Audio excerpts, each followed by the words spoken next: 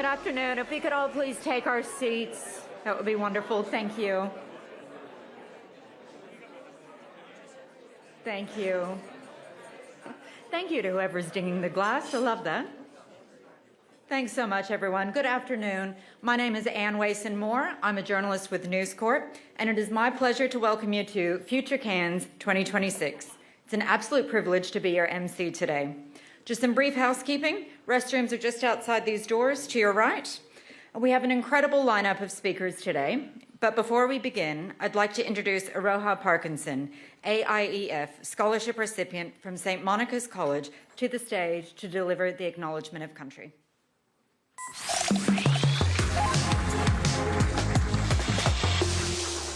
Good afternoon, everyone. Before we begin, I would like to acknowledge and pay my respects to the traditional owners of the land on which we gather here today, the Gimmawai, Wallabara, Yidinji and Yirrkala peoples. I pay my respects to the elders past, present, and extend that respect to all Aboriginal and Torres Strait Islander people present today. My name is Aroha Parkinson. I'm a proud Bachelor woman, and my family lives on Groote Island, a remote island located off the coast of the Northern Territory. I am in grade 12 at St. Monica's College here in Cairns on the AIEF scholarship. Coming to Cairns for school was a big step for me. My parents wanted me to go to boarding school for the betterment of my education, to have more opportunities and to build a stronger future. They wanted me to succeed academically and fulfill my dreams and ambitions. Leaving my island, which is a 2-hour flight away, to go to school in Cairns has given me opportunities I didn't think were possible. I've been able to meet new people, learn new things, and even meet the Prime Minister as one of the winners of the AIEF If I Were Prime Minister competition. Being part of a community that supports young people to grow is something I don't take for granted. I've tried my best to exceed at everything I do and to uplift myself. Events like Future Cairns are important because they bring people together to think about what comes next and the kind of future young people like me will step into. For me, the future of Cairns is not just about growth, it's about balance. It's about development, caring for culture, and protecting the natural environment that makes this region so unique. By shaping a city that is innovative, resilient, and ready to meet the challenges of tomorrow, we can ensure there are real opportunities for young people across the regions to build their future here, including from remote communities like mine. My goal after school is to become a humanitarian aid to help those who didn't get the chance to be as lucky as me, and to have the opportunities I've had through my scholarship. Thank you for Cairns Post for the opportunity to speak to you today, and thank you for all the work you are doing to shape the future of far north Queensland.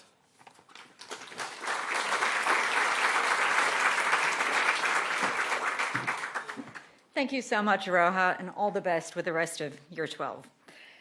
So I'd now like to welcome to the stage the General Manager of Cairns for News Corp Australia, Suzanne Wilson.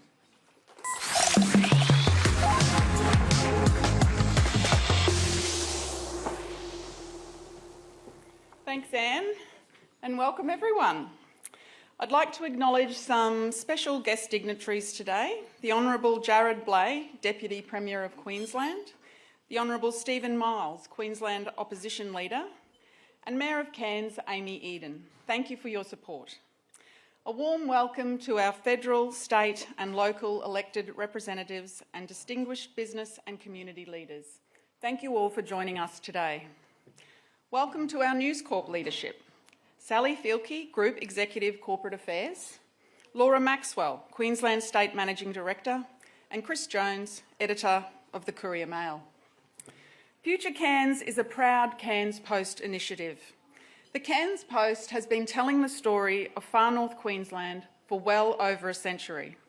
From our earliest editions, when Cairns was a fledgling port town with ambitions far greater than its infrastructure, this masthead has served as the regional record keeper, its conscience and its champion.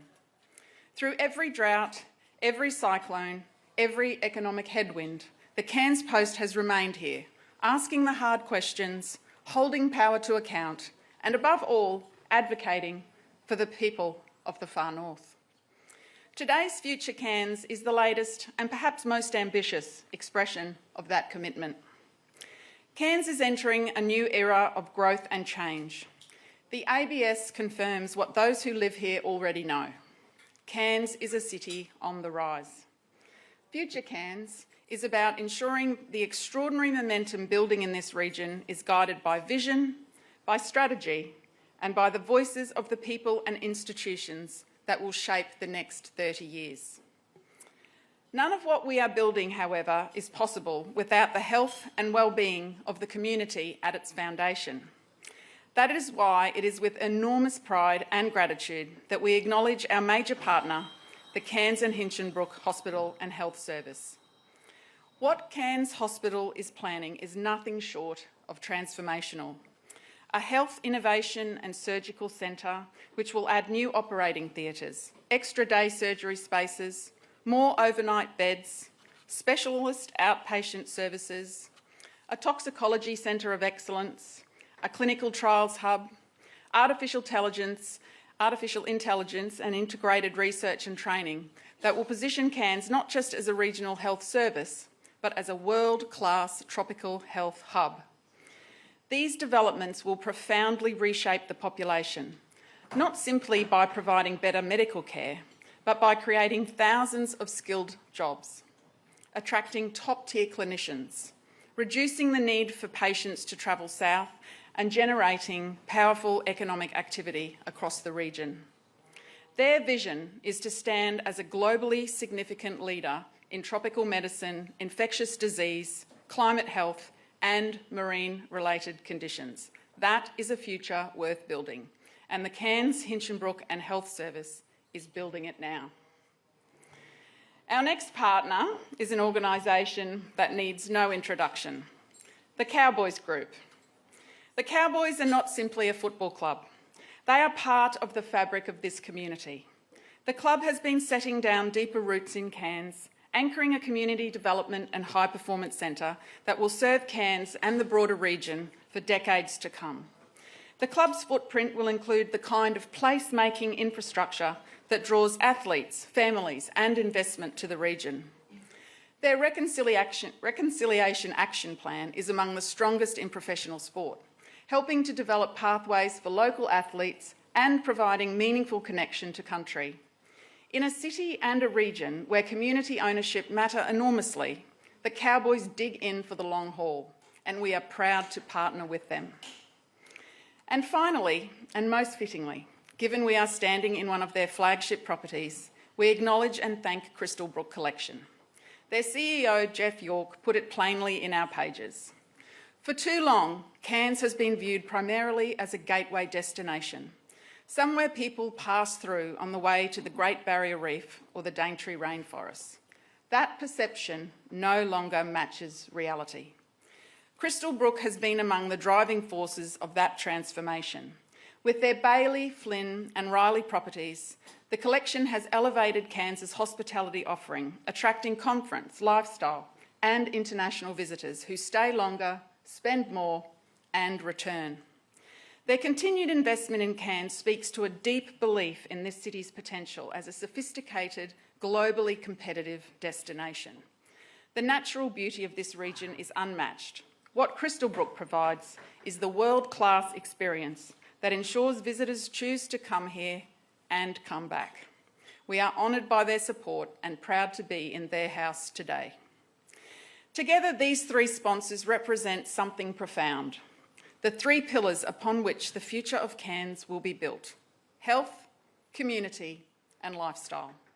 They are not passive observers, they are active architects of this city's next chapter, and I'd like to sincerely thank you all for your advocacy support.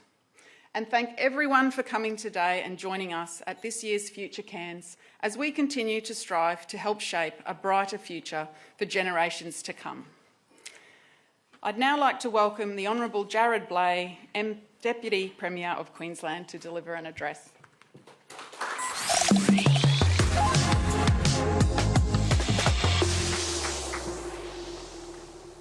Well, thank you very much, and good afternoon, folks. Great to be in the far north Queensland again, and thank you all. Can I acknowledge our veterans in the room, those that have served in the past, those currently serving, those in reserves and those that have lost their lives. Give it up for our veterans, ladies and gentlemen. thank you to News Corp and our sponsors for having me here in Far North Queensland for the Future Cairns. And ladies and gentlemen, Cairns is on the precipice of something special. I want to acknowledge my dear friend and colleague in Parliament, Bree James, the member for Barron River. Bree, I saw you earlier. Oh, there you are. Thank you for being with me this morning for a great little announcement we made, which I'll get to in a minute, and acknowledging other members of Parliament in the room today. I do want to acknowledge Sian, the Cairns Post editor, and Chris Jones, editor of the state's newspaper, the Courier Mail. Thank you, and to all our wonderful sponsors today. Ladies and gentlemen, as I said, Cairns is on the precipice. Far North Queensland is on the precipice of something special. And I saw the Mayor of Cairns nodding when I said that. Thank you, Mayor. Great to see you again today. Because it's no secret that we've only been in office for a year and a half, and we had a big Titanic ship to turn around. I would say we had a decade of decline in Far North Queensland, but this government is turning that tide, and we're investing because it matters. We're a government that was elected in regional and rural Queensland, and it matters to the Crisafulli government. I want to talk about a few things today before the editor of the Courier Mail gets up and berates me with lots of questions on various subjects and things, but I want to deal with three issues that are important to me in my portfolio responsibilities, but also the government. And I want to start with housing. By 2046, the Far North Queensland region will increase population by over 350,000. 350,000 residents calling Far North Queensland home by 2046. And that's why one of the first actions as Minister for Infrastructure and Planning, I got together with the 8 local councils and we got together drafting the Far North Queensland Regional Plan. The Far North Queensland Regional Plan, which we released 2 weeks ago in Cairns, to much excitement of all the mayors, was a new way we did things. Would you believe it, when I became Minister, I asked my department, where's the Far North Queensland Regional Plan at? And they said, well, we're about to go to public consultation. And I said, do the mayors know about it? Have the mayors read it? Have the mayors had input into it? And the answer was no. So I got all the mayors on the FNQ Rock together and I asked them the question, have you had input into this document? They said no. And I said, we're not going to public consultation. We're sending it to you. You've got 60 to 90 days to give feedback. It's your region. You're the duly elected mayor of your region. You give us the input. It's your document and we want to co-sign it with you. And we did that. They made over 200 recommendations of changes. We accepted about 98% of those changes, and I had the pleasure in joining many of the mayors last week. We're 8 local mayors, and we released the Far North Queensland Regional Plan. And we have brought back an infrastructure plan in the Far North Queensland Regional Plan. So the 13 regional plans that I'm now doing across the state, because we've committed to do all of them across the state within a 4-year term, and we've down one, yours was the first. We've got a few ready to go to public consultation, and we're going to have all 13 done before the end of 2028. So with that population growth, you need to look at economics, jobs, security, and where are people not only going to live. Our Residential Activation Fund in round 1 had $107 million in grants gifted out to councils and local developers, $107 million into Far North Queensland for 21 projects, unlocking 3,500 new homes across the state. We've done the Far North Queensland Regional Plan. I also did the priority development area for Mount Peter. Now, that had been sitting on desks for years. I signed it off. It's going to create 18,500 new homes for Queenslanders to call Far North Queensland home. It's now a priority development area, and what comes with it is infrastructure. And the councils can't afford it. The state can't afford it, despite the fact that our $2 billion residential activation fund is $1 billion is already out and 50% spent outside of South East Queensland, I might add, over 50%. We did a deal recently with the federal government. $2.4 billion infrastructure investment from the federal government, co-contribution with the state government for infrastructure in 3 priority development areas in the state. First, Southern Thornlands in Redlands. Second, Warraba at City of Moreton. And the third, your own PDA in Mount Peter. So we've got $2.4 billion to play with now, infrastructure, trunk infrastructure, to get the houses out of the ground. I have said for a year and a half, availability equals affordability. We have a supply and demand problem, and there is way too much demand and not enough supply right across the state.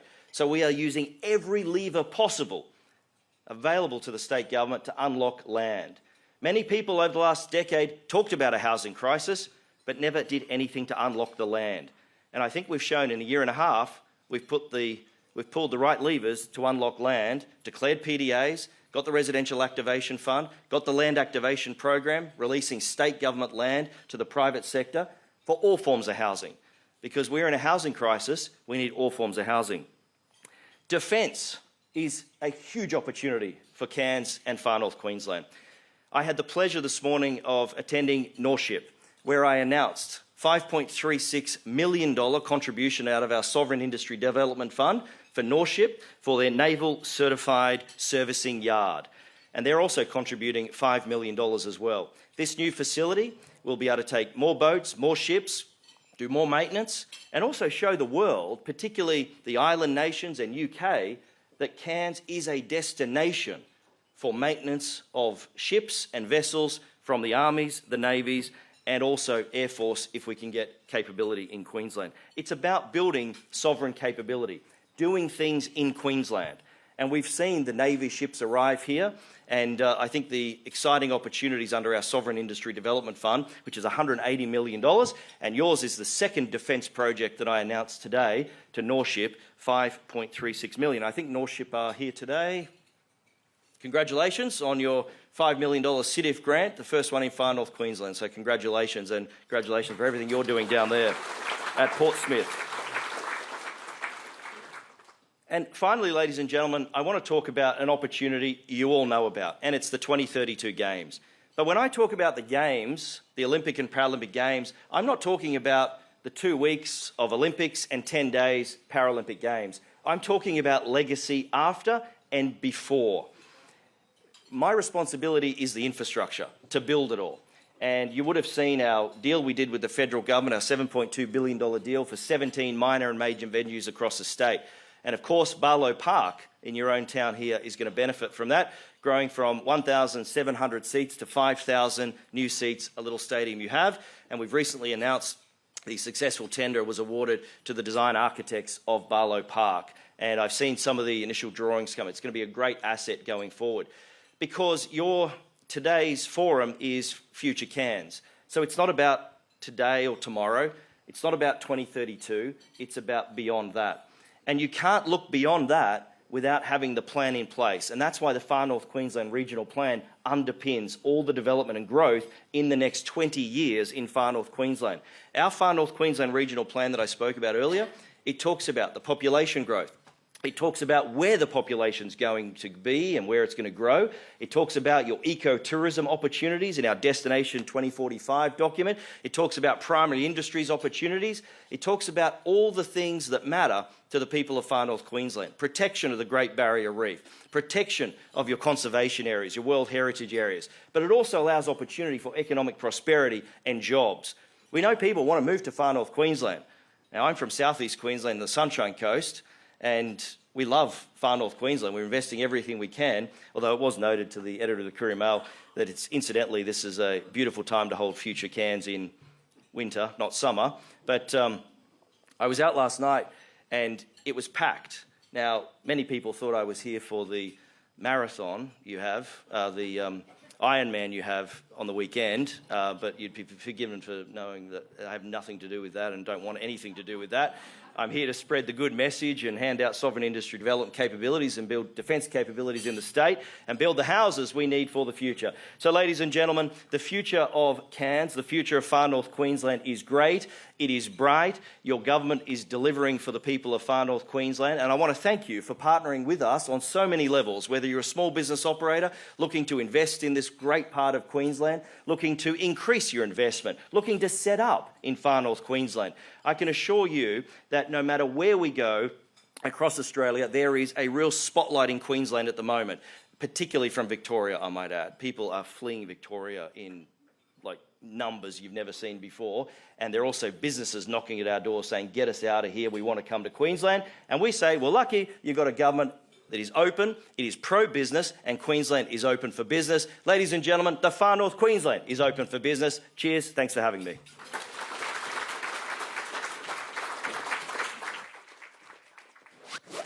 Well, thank you, Deputy Premier. Welcome to Cairns. Do you prefer Townsville or Cairns?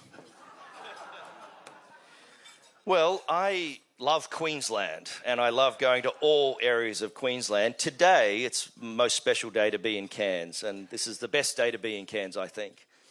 But when I'm in Townsville in a couple of weeks, it'll be the best day to be in Townsville too. Might ask you again. You talked about games. Let's go through the things you spoke about. You spoke about games and legacy. You spoke about defence. Spoke about housing, and you spoke about your love for the region. So let's do the games first. Townsville has sailing, a medal event, as well as some other stuff at the stadium, just like what's happening here in terms of preliminary games. Why is it that Cairns and the far north aren't going to get a medal event in 2032, according to your plan? Well, as you would know, the Brisbane Organising Committee and the International Olympic Committee are organising all the sports. So I'm not ruling anything out, in fact, because once they have the sports established and what's going to be, they will look at all the venues across the state. And it may be that Cairns can host a medal event that they're not at the moment, or they're not scheduled to host. So I'm not ruling anything out. BOCOG have got to do the work with the International Olympic Committee. Depends what the sports. You will have a great facility in Barlow Park with 5,000 seat stadium. I think that will sort of, towards the end of the year when the sports get designated and what's in, what's out, there'll be opportunities, because you would also know, Chris, we've got the opportunities with the new Gabba Arena. Now, that wasn't going to be there as part of the plan because that was going to be a drop-in pool, but now it won't be. It's going to be an arena, and so might be capacity for that as well. I think it's no secret that our plan, our government's plan, is to have as many in the regions as possible. That's why we chose, sailing in Whitsunday and Townsville, rowing on the mighty Fitzroy River in central Queensland, equestrian at Toowoomba. Redlands will have the whitewater rafting. So it's no secret that we want as much as possible into the regions, and archery in Maryborough, because it's the games for everybody. And there was a real narrative building before the last election that people in regional Queensland wanted the games cancelled. And we were never buying into that, because we said, no, if we get elected, we'll fix it. And we'll get it back on the straight and narrow. We'll get it back on track. And I think our delivery plan we released March last year, I think we've shown that we can do that. And we did a deal with the federal government. They backed it. All right, medal event for Cairns, here we come. That's good, number one. They said I'm not ruling anything in or out. So. Let's talk about defence. No, I heard what you said. You were over at the port talking about some of the $5 million for Norship. One thing you didn't mention in your speech there is the common user facility, which has become a bit of a political football, I think, and everyone in Cairns always says to me, what is actually happening with the cuff? When are we going to actually see that come to fruition? It's a great question, and I was asked in the media conference this morning about it, because it is a great question. We absolutely back the cuff, the common user facility. We see great potential. There is a problem that we are solving with the federal government, because bearing in mind we're in partnership with the federal government. It's a $387 million co-investment with the federal and the state government, which we have recommitted to, and the federal government have recommitted to. There's one problem. When the former government announced it, they just didn't tell everyone it was going to cost double what they said it was going to cost. So just before the 2024 election, bearing in mind this thing had been promised in 2021, I think Stephen Miles might have been the minister who promised it at the time in 2021, but just before the 2024 election, they handed it to Ports North, and the government said, it's your problem now, you deliver the cuff. We were elected, and we asked the question, so how much is the cuff actually going to cost? $800 million. Not the 300 and less than 350 it was going to cost originally, that they said. So we've had to work with the federal government, and I would love to tell you today what the solution is, but what I can tell you is this. The federal government and Ports North and the federal government and Brent Mickelberg, TMR, are on the verge of finding a solution to make it happen. And I think people will be excited by it. We are collaborating with our partners federally, and because we said even though it had a huge blowout, we believe in the project. We believe in the benefit the project will have to Cairns and Far North Queensland, so we want to see it through. But when you've got a project, when you get elected, was double the cost of what was announced by the former government, you've got to deal with it, and you've got to deal with it with your partners who are the federal government. So I think there's a way forward, and my advice is that the federal government has been working very collaboratively with Ports North and TMR, with Brent Mickelberg, our minister, and they're on the verge of working out a way forward for that. So it'll happen. I don't speak politician. I'm not fluent in it. When you say verge of... Well, it could be a day, it could be 2 days, it could be 3 days, it could be next week. It could be I'm next not week. the minister. I'm not the minister responsible for it, so I would never want to take credit for that when it's Brent Mickelberg's responsibility. He's doing the. I did the deal with Catherine King on the Olympic and Paralympic Games. I remember. Brent's got to do a deal with Catherine King on getting the cuff. But here's the point. And you know me. I'm a politician, You just but put, sometimes you just I don't put her on stage and said we've done a deal. Yeah, well, no, I said they're on the verge of making something special in Cairns. So look, here's the reality. They've committed their funding. We've committed our funding.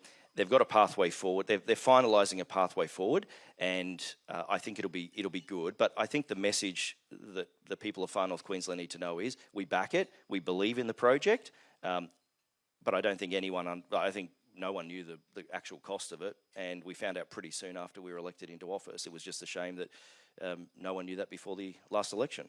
Okay, so middle event for Cairns, cuff next week. Let's talk about housing.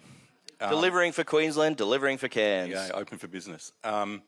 Housing. Now, firstly on housing, I do want to congratulate you on something which is one of the greatest acronyms ever, which is the MPPDA.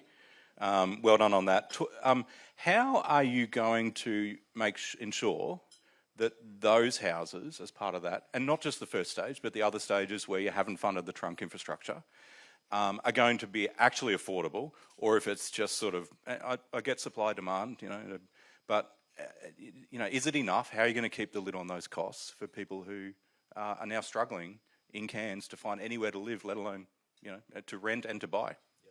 So we're finding generally in the market at the moment, in priority development areas, 60% are first homeowners buying into those. So they are currently buying into those programs. Now, we also abolished a tax. We abolished stamp duty for first homers buying or building their first home. So every new first homeowner that builds in Mount Peter PDA will save on average about $17,000 in stamp duty state tax because we abolished it.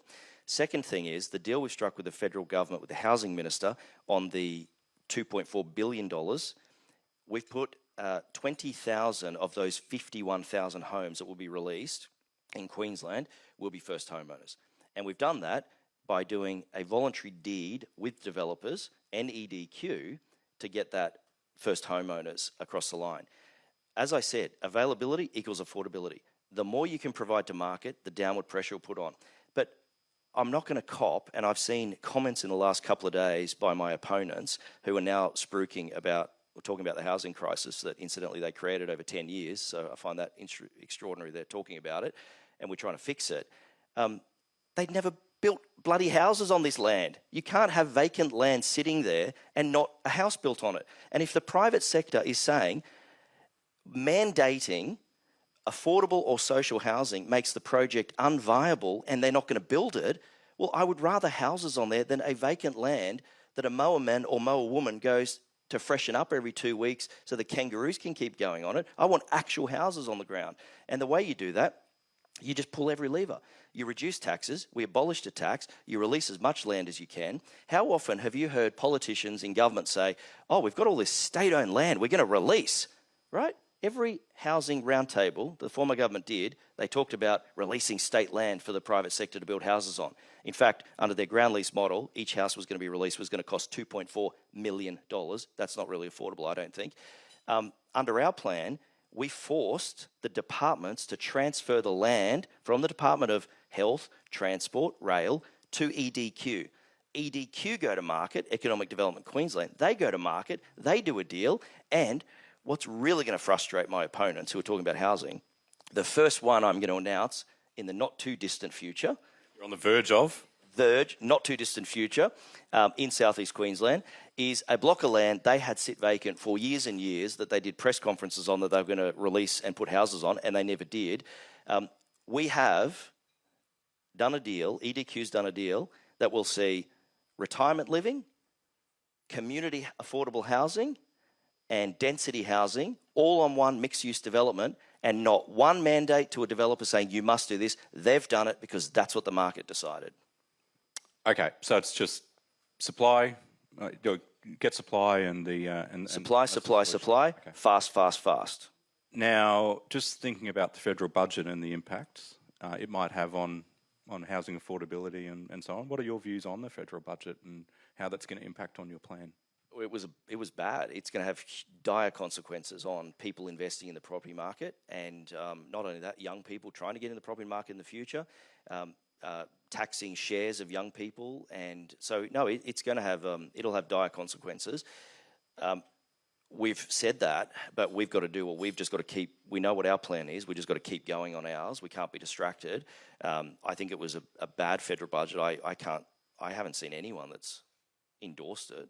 Even young people who are targeting, once they've worked out they're going to be paying essentially death taxes on their family inheritance. I don't think anyone's endorsed it. So it's a bad budget, but we can't get distracted by that. We've got a plan. We just got to get on with it. So that's your advice as well. I'm taking you there in terms of a federal issue. That's your advice to think about federal Labor. The federal coalition, their primary vote is 18%, according to Newspoll this week. According to poll in the Courier-Mail on Friday, your primary vote is 34%, and you're still ahead of One Nation in Queensland. What is your advice to your federal colleagues in terms of seeing off the threat of One Nation? Well, I don't read polls, but you see, every politician says that, and you freaking do. But so don't say that. Like, it's a stupid line. I don't read polls, but I get briefed on polls. Okay, see what I did there? But I read the Courier-Mail, of course. No, look, I think it's an understatement to say my federal colleagues are not going through a period of trouble.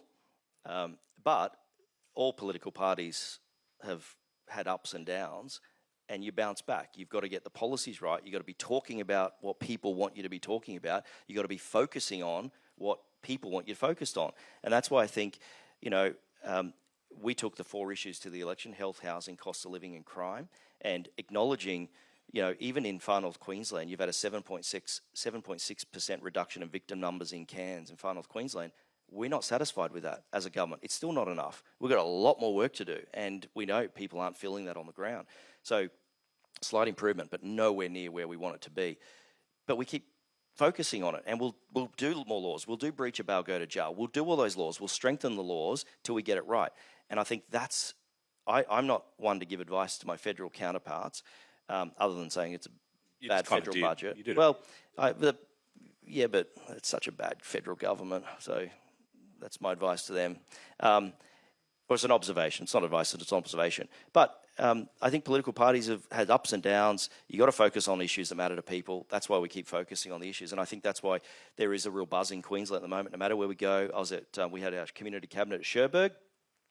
First cabinet for many, many, many years that have gone to a full Indigenous community cabinet in an Indigenous council cabinet area. And it was amazing. It was great. And we'd had Kingaroy the day before that. So even in regional Queensland, they do see investment. They see investment coming. And, you keep prioritising it. You keep making sure the ministers are there. They're accountable. They're up here. And that's what we're here for. Yeah. And a big part of that is you spending time in the regions, listening. And on that, thank you for being here today, because it is important that you're here today to sit and listen, not just tell everyone that you're open for business, but also sit and listen to the issues so you can take them back and form them into policy decisions. So thank you very much for being here, Deputy Premier. Thanks, Chris. Thanks, everyone. Have a great day. Cheers.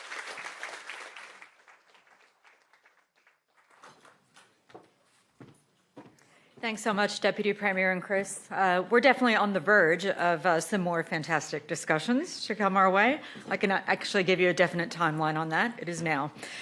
So we're moving into our first panel discussion for the day, towards 2050, how 2 key projects will shape the city and boost the economy.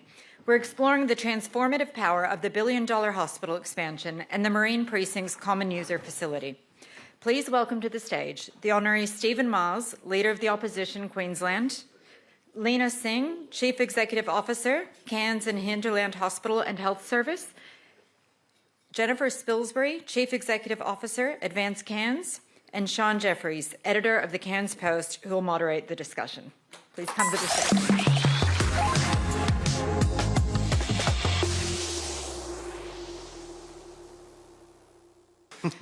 All right, thanks everyone for taking the time to be here today. We're talking about 2 really important projects, and I'm going to start with you, Lena, because you are steering a $1 billion hospital expansion, which is a massive deal for the region. I want to know, what are the next visible steps that you think we'll see in terms of capacity, jobs, and also precinct activation? Thanks, John. Yeah, look, it's a very exciting time for health and obviously for the far north Queensland area to not only get expanded health services, but this $1 billion that is coming to the Cairns Hospital helps us generate and create that health, education and innovation precinct. And that is one of the significant underpinning parts of our workforce strategy, is to ensure that we have contemporary health and education facilities, clinical research, clinical trials, things like that will actually drive the economy in terms of new investments from private sector as well as other public sector investments and international investments.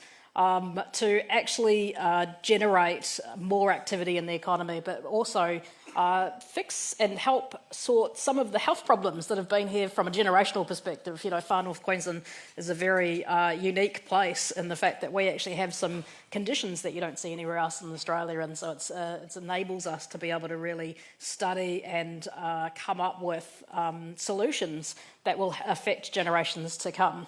It is obviously a pretty large precinct that we're planning to build, and that means lots of small businesses are able to come and complement the government infrastructure, but also, it generates construction jobs, but it also generates long-term jobs with effectively a city inside the city. So that's what we're planning on at the moment.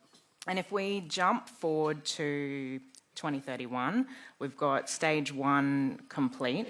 How will care in the far north look different then for patients and people who work here as well? Yeah, look, so clearly a very expanded clinical services, so that's always the best part of it from a health service perspective. So additional theatres and additional beds as well. And so that means people will be able to access their elective and planned care a lot more quicker. We have quite a high emergency trauma list that comes through every day up here in the far north, consequence of our region, I guess. And so there's always that competition between the really urgent emergency type trauma versus the planned care. And so by getting some additional facilities means that we're able to get more of that planned care up and running as well. So that's the biggest bonus from a health perspective. And what about from a training and retaining perspective? Yeah, so by being able to create a contemporary place for learning, development, upskilling and education, and having that partnership with James Cook University, who are now investing on the precinct as well, means that we're able to actually create a significant number of university schools, or schools at universities, that will be integrated in some of the health services that we do. So people will be able to actually get more exposure to their work environment in the health services through the universities at the same time. On top of that, of course, we've got the state high school next door to us, and so we need to be talking about potentially some STEM opportunities. We're moving into, a very different reality from an AI perspective, digitisation and those sorts of things. And this is about spreading our economic reliance as well. So by creating the health precinct, we're able to create a knowledge economy, which is different from the health economy.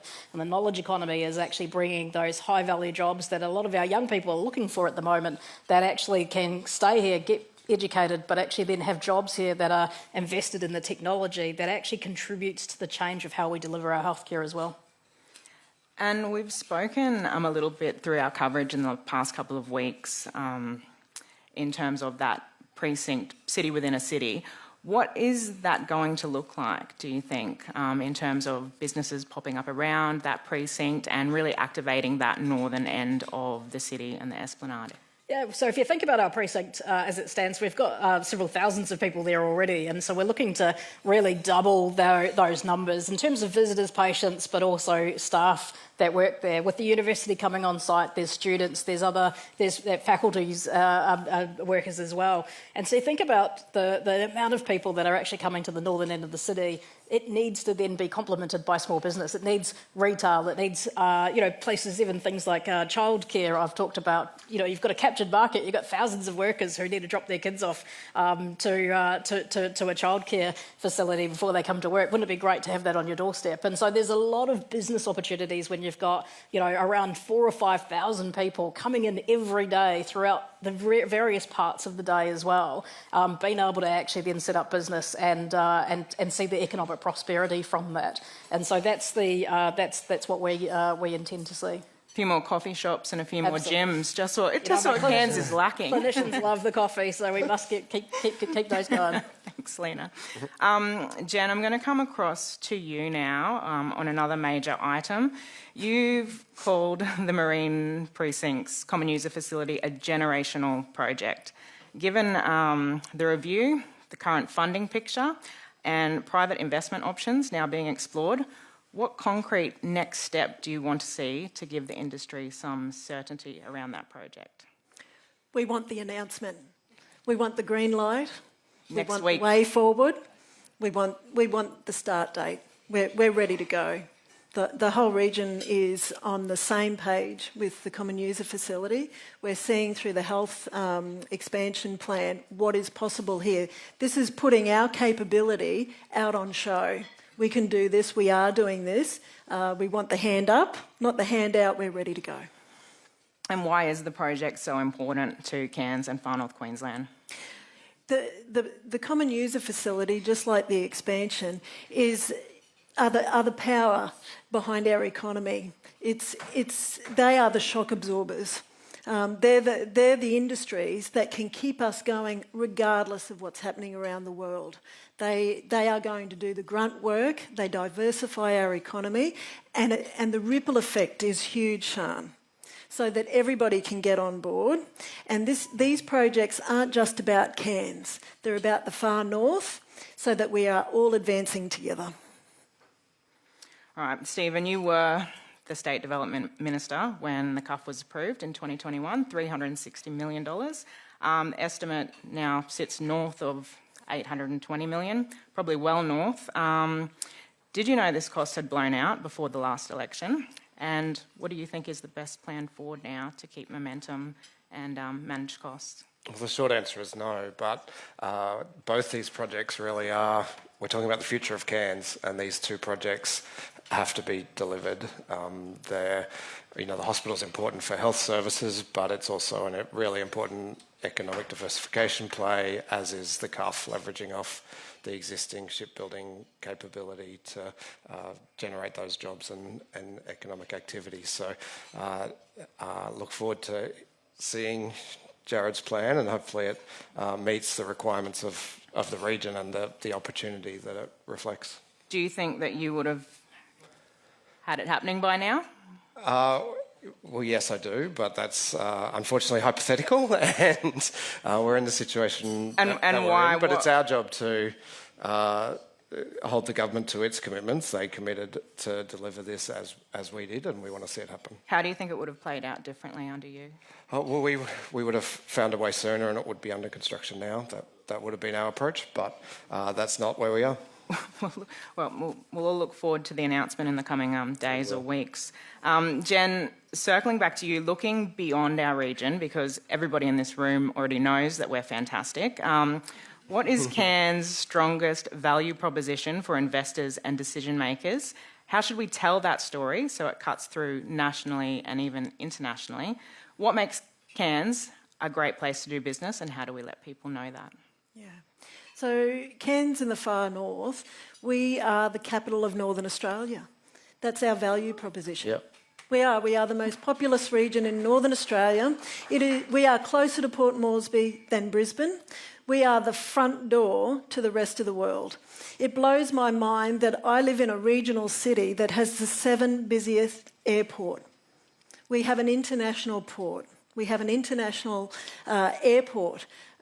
Strategically, we are very important to the nation in terms of national security, and we need to do more in that space. We have an incredible story to tell about our capability. We are proving every day what we are capable of here. We have a resilient people. We are building resilient in our infrastructure. That is our path forward. I actually get a little tired of talking about the far north and its potential. We have matured, our time is now, and we have a great story to tell about what we can do going forward.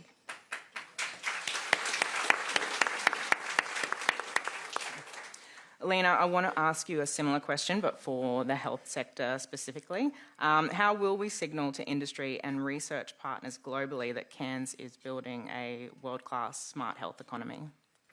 So look, I mean, we already punch above our weight on the research and the clinical trials side of things. So we actually do quite a number of those. What we can do is triple that and do a lot more in-depth clinical trials, some very big international partnerships, but also national partnerships as well, and multi-million-dollar trial facilities that we can invest in and work with our clinicians and researchers and community on as well.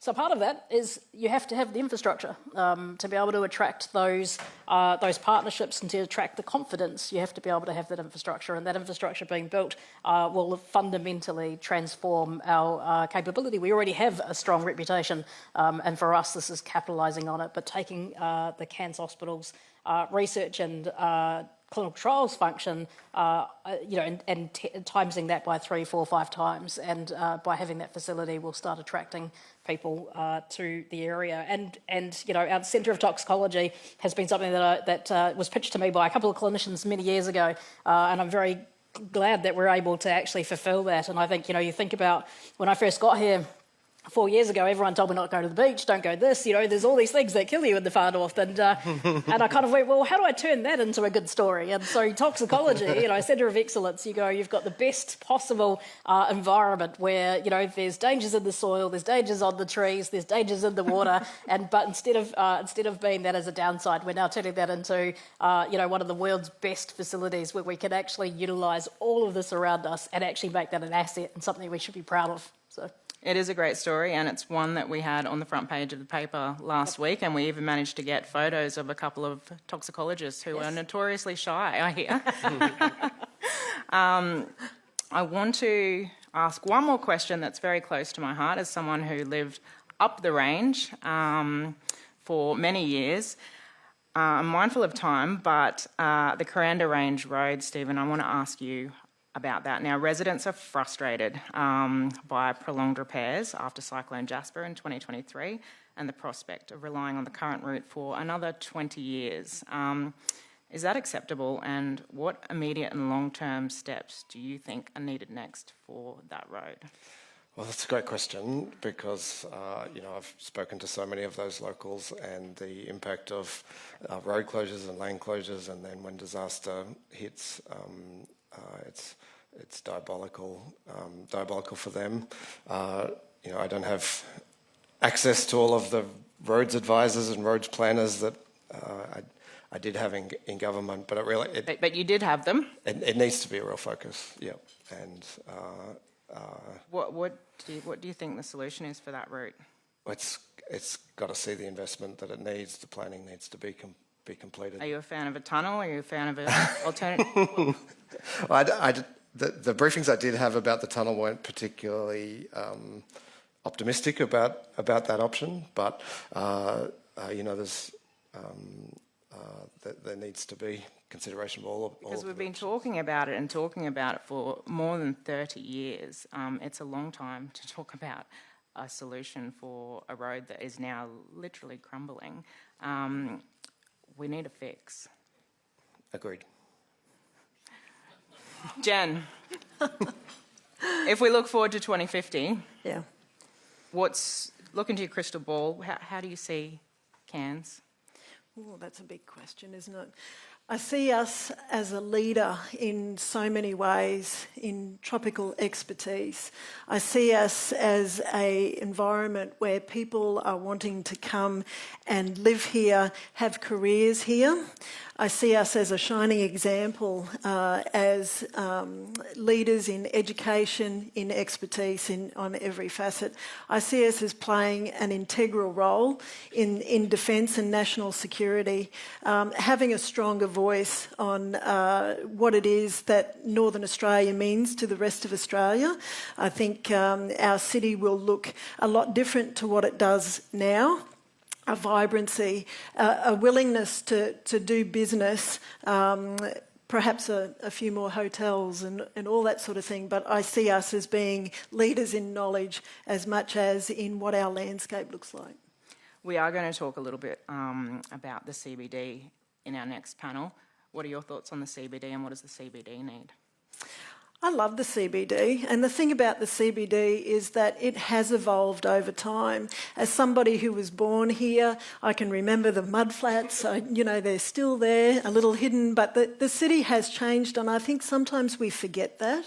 But there has been many transformations over time. I think going forward, we want to see that next thing.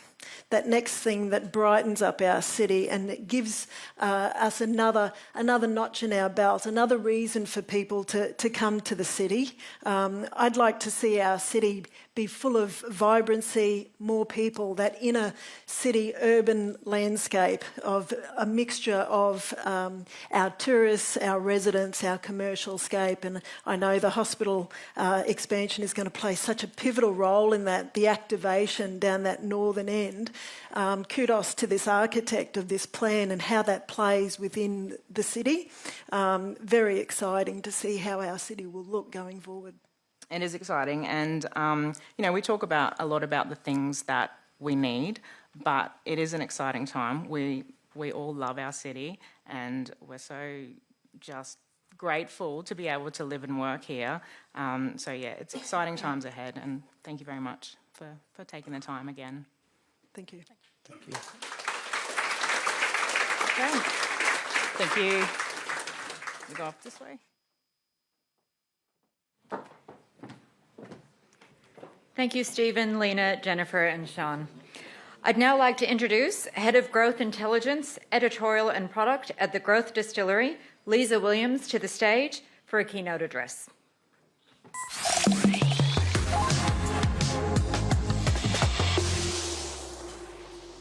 Good afternoon, everyone, and it is great to be here with you today at Future Cairns to share some of the work that we do at the Growth Distillery.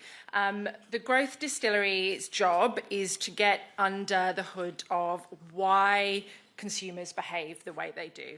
I am fortunate enough to work with a great team of researchers, behavioural scientists and data analysts to really understand what is going on in consumers' minds. And today I'm going to take you through some of the macro forces that we're seeing playing out and impacting Australians, and as a result, what that really means for Cairns. If you have looked at a newsfeed recently or spoken with your constituents or customers, and I know that many of you have, you already know what the data is screaming at us. Australians are exhausted. They are feeling stretched, overloaded, and profoundly unsure about the world around them. It is becoming harder to build trust, to build growth, and to build momentum. All because we are trying to do this in the midst of what global experts are calling a polycrisis. Now, I know polycrisis sounds like some academic jargon, but it represents a very real and very heavy phenomenon for Australians. We define it as a convergence of multiple seismic crises that are all hitting Australians all at once. We aren't just dealing with economic inflation or just climate anxiety or just geopolitical tension or even just technological disruption. We are dealing with economic, environmental, political, societal and technological disruptions and instabilities all slamming into us at exactly the same time. Which brings us to the ultimate question for the people in this room. What on earth is a polycrisis? Hopefully I've answered that for you, but more importantly, why should we care? Why does this abstract global backdrop matter to regional businesses, to local government bodies, and to local operators? The short answer is because of human biology. We, as human beings, simply aren't wired to deal with constant uncertainty. When uncertainty becomes our baseline, our behaviour changes as a survival mechanism. But now we're seeing this isn't just a dip in public mood. It has become a permanent fixture of Australian life. The evidence is pretty stark. 1 in 2 Australians report feeling significantly more stressed and overwhelmed today than they did just a few years ago. And the financial elements of this are real too. 56% of Australians state that they have absolutely nothing left in their budget after covering their essential living expenses. This is a very real pressure on real households on a daily basis. And because of this backdrop, we're seeing that behaviour is being fundamentally reshaped. And it starts by shifting what matters most to Australians. Those high-status, flashy experiences are starting to take a back seat to safety, predictability, and baseline peace of mind. When we asked Australians what matters most to them at the moment, time with those closest to us is what was most important, unsurprisingly, but more important now than it has ever been.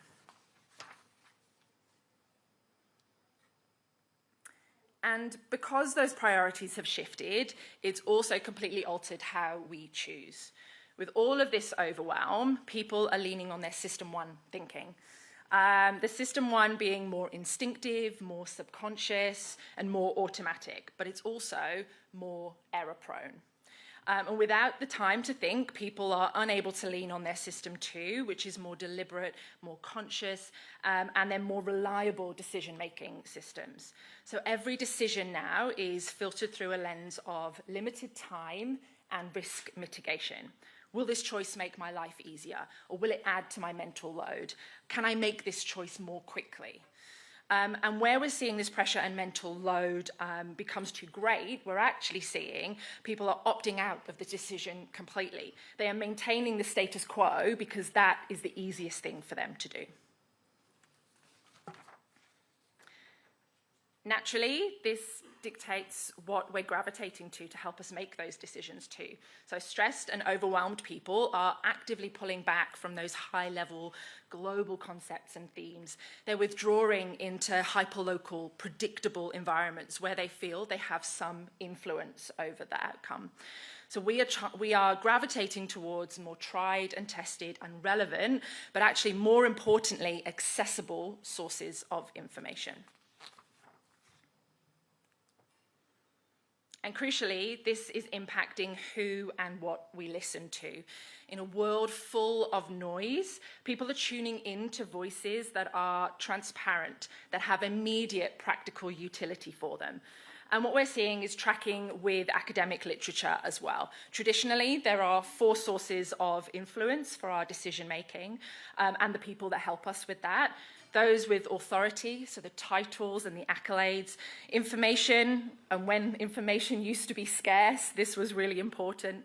Our community, the community that we consider ourselves to be a part of, whether that be geographical or otherwise, and those that we have affinity with, so the people that share our perspectives and have similar experiences, the people that we want to be like.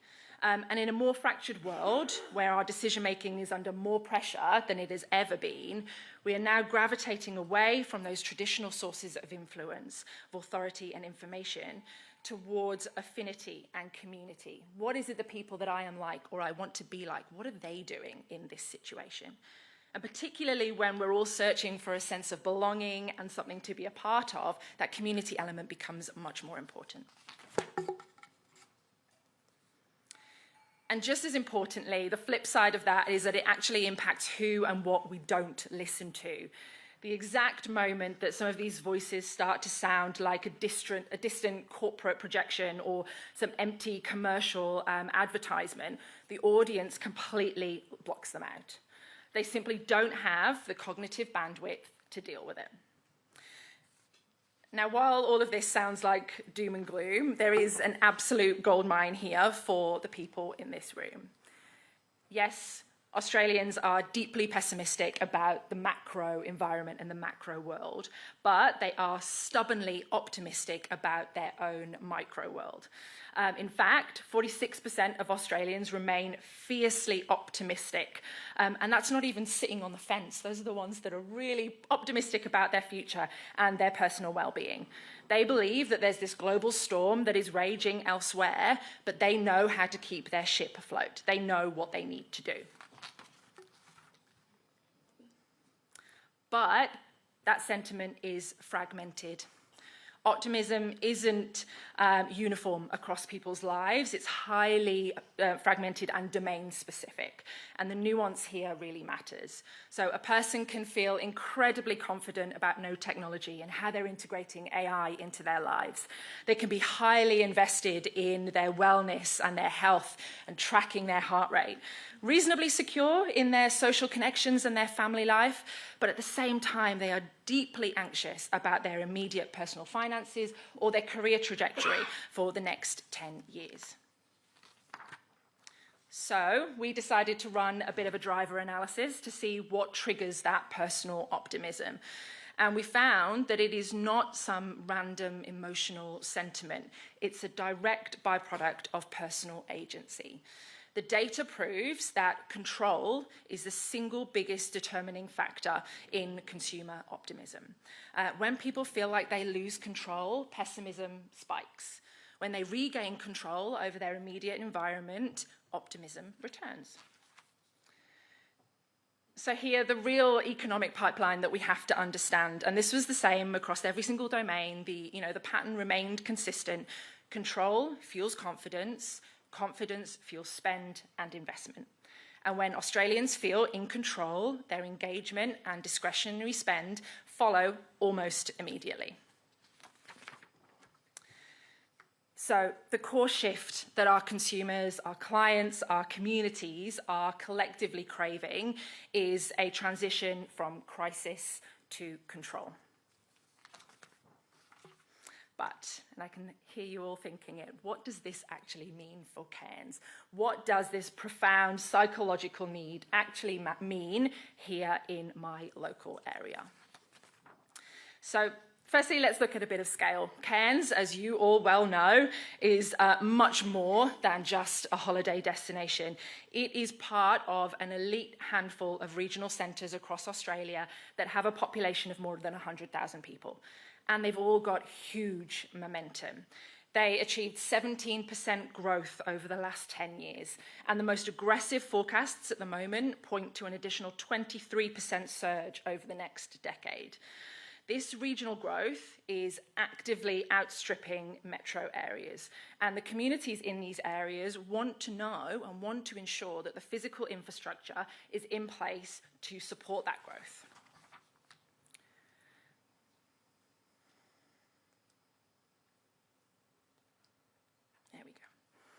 So when you look under the hood of the local economy, the numbers reveal a massive resilience story. And you heard that word resilience on the panel just now. Yes, average household income sits slightly below the national average, but it is growing faster year on year than metro centres. Absolute saving balances might look smaller on paper, but the savings growth rate is increasing at nearly double the national rate, 6% here, compared to just 3.5% nationally. But here is the real shield in a polycrisis: debt resilience. The average loan debt sits at just $385,000, which is a massive 23% below the national average. Now, in a world that is crippled with interest rate anxiety, Cairns residents hold a level of financial breathing room that most Australians would envy. Now, this financial profile completely reframes the way that locals behave. People here are not transient holiday makers. They are actually more likely than average to own their own home, and they have a deep desire to put down roots. We can see it in their higher superannuation balances, higher wealth management balances. This is a population that is focused on long-term financial security. And this data completely reframes the way that the identity of Cairns. Cairns can no longer be viewed by the southern corporate offices as just a holiday destination or a place that people escape to. Cairns is a permanent, self-sustaining economic engine room for the state of Queensland.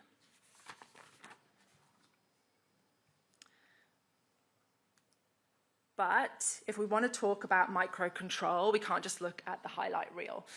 We have to look honestly at the evolving social fabric.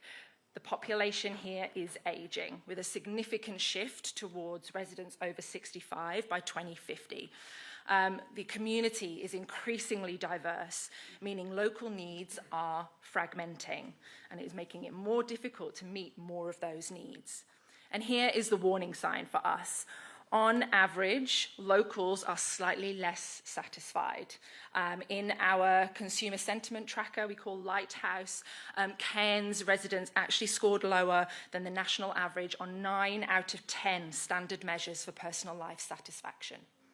It is also in the bottom 15% of SA4 areas in our study for general happiness.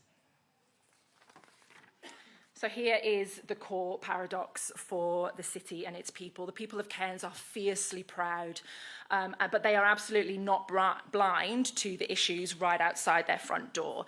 They happily rate this area and this region incredibly high for its natural beauty, for its social scene, for its lack of capital city traffic. But they are also significantly more critical of housing affordability, of local crime, and healthcare access than the average Australian. They rate the areas below average for usable green spaces, and they call out deep-seated issues like toxic masculinity at a higher rate than the national average. So the people of Cairns love this place, but they have their eyes wide open to the cracks in the system. They know exactly what the pressure points are, and if we want to build this thriving and sustainable city beyond 2026, we have to start talking to those cracks. So how do we create this thriving, sustainable city beyond 2026? Actually, the answer is relatively simple. We have to stop pitching high-level corporate narratives, and we need to deliver on the micrometrics and the micro moments that the community actually care about and impact those that impact their day-to-day life.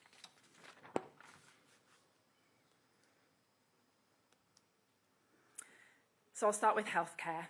And I've actually put aged care in here because the crossover in the data was relatively high. 30% of the local population are living with at least one chronic health condition. Yet, only 53% rate their current local health services positively.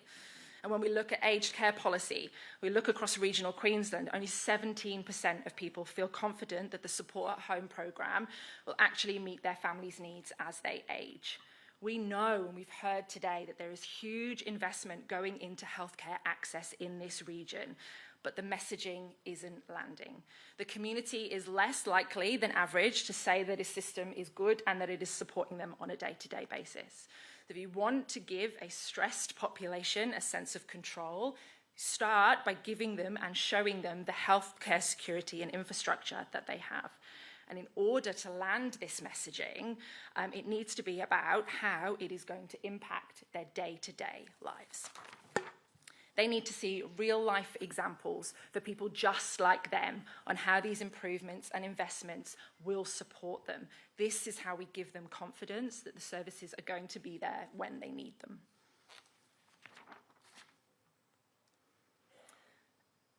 Next is livability. And here is another brilliant paradox for Cairns. As a bit of an outsider, I was thinking to myself, how can a city that is surrounded by World Heritage rainforests and a world-famous barrier reef score poorly on parks and green spaces? But this is because the rainforest isn't an urban park where kids can kick a footy or families can safely walk their dog. Proximity to wilderness does not automatically equal livable urban community infrastructure. And the community needs that usable, shade-canopied green spaces integrated directly into the areas that they use most, like the CBD redevelopments, and the areas that they live, like the new suburbs and housing developments that we've heard discussed today. And they must be able to get around in these areas. This is where we see the real disconnect, and we've done a fairly deep dive into the mobility sector recently. 8 in 10 people recognise that their daily mobility options dictate some pretty big life decisions, like where they choose to live, where they choose to work and study. So they are invested. It plays a big part in their life, and it actually tips the balance on whether a community is where they choose to settle. And for Cairns, when attracting talent to stay in the area is going to be a top priority over the next 10 years, this is a really important message to land. However, only 1 in 3 say that they care about these abstract mobility technologies that they hear about. There's a big disconnect in how we talk about mobility and how people get around and what Australians understand about it. Australians don't want to hear about the new EV infrastructure or the driverless cars that are going around in San Francisco. They want to know how they can get from A to B in an easy and cost-effective way. They want to understand how it will impact their lives today and in the future. And by bringing these investments closer to the day-to-day realities, that's how we can make these real innovations feel real to the community and to get them excited. Finally, a look at community and belonging. We know that people are leaning on their communities to help with their decision-making, and our world is feeling increasingly divided and fragmented, and locals notice it. As one man in his 50s put, society has changed. People have become more polarised in the last 5 years, and that polarises the environment. But here is the antidote. 58% of Australians explicitly told us that shared moments like festivals and local celebrations, sports finals, they create a powerful sense of unity and belonging that is incredibly hard to find elsewhere. Yet, almost an identical 58% of people believe that it's becoming harder and harder to find those kinds of moments. The community is literally asking us to help build the social connective tissue that brings them back together. And by providing some of these moments, we can play a bigger role in building that community and making it stronger. So to wrap up, I want to leave you with 3 main outtakes on how we can use some of these themes and turn some of that, broad macro pressure that we talked to into a bit more control. And first, that's exactly it. Activate micro control to overcome some of that macro pessimism. This means less corporate jargon, less sweeping macroeconomic statements and long-term plans. It's more about anchoring in the day-to-day. People want to know how this will affect their immediate personal environment. And if we can anchor there, we can get them excited and on board with the progress because they can see how it will improve their life. Second, reframing investments in infrastructure into lifelong safeguards. We know the community in Cairns is here for the long haul. We need to make sure they feel confident that this is the place that they can put down roots. When we talk about major developments, we can't pitch them as, cold, multi-million-dollar deals. We need to translate these into visible, everyday assurances and physical proof points that actively demonstrate how they will serve as a personal safety net for residents today and into the future. And finally, prioritise meaning over noise. In a highly polarised and noisy environment, people want to invest their time and discretionary dollars into initiatives that actively work for the collective good. They're seeking moments for belonging and shared connection. And by tapping into these, we can build community and build on that really strong local pride that we saw earlier. When we give our community that micro control that they crave, we don't just help them survive this broad polycrisis, we can support the community to thrive and grow and become a place where talent, investors, and community builders put down roots. Thank you.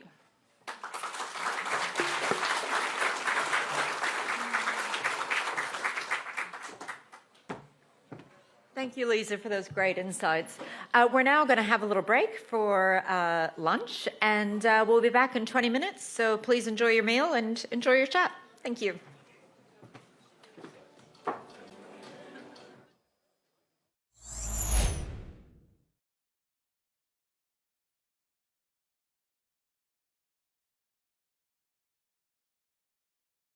Future Cairns is proudly supported by the Queensland Government. the North Queensland Cowboys and Crystal Book Collection Cairns.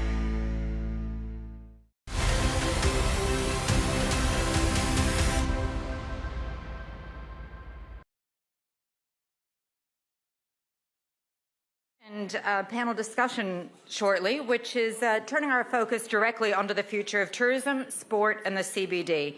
Our panelists will be Mayor Amy Eden, Mayor of Cairns, Jeff York, Chief Executive Officer, Crystal Brook, Ricky Henry, Head Coach, Cowboys NRLW, Fiona Pelling, Chief Executive Officer, Cowboys Community Foundation, and Tom Volling, Head of Content for Cairns Post, will be moderating the discussion. But before our panelists join us on stage, let's take a look at what the community has to say. What do you think of the Cairns CBD right now, and what changes or additions do you think would make it Australia's best regional city centre? Well, I really like just walking around like the streets and everything. There's actually a lot of like really cool little shops that you don't really see if you're like driving along, you know. We need music, both black and white, come back into the central city so we can play a lot of music here. Because there's a lot of people coming from overseas and walking around here. There's no entertainment, nothing. It's only nightclubs. I'm going to be positive. I think Cairns is a beautiful city. I think as a young family, we have lots of parks. We've got Muddies. We've got the Fig Tree Park. I think it's a great place. To improve, I guess everyone says the same thing, is probably safety, probably getting that crime down a little bit and making it feel safe for the backpackers and a more family-friendly place. I think the layout's great. I really like the urbanization in the midst of almost like a forest. So I like the mix of the concrete and the green. If any recommendation for changes, maybe clear signage of where transport places are, like bus stops and taxi stands.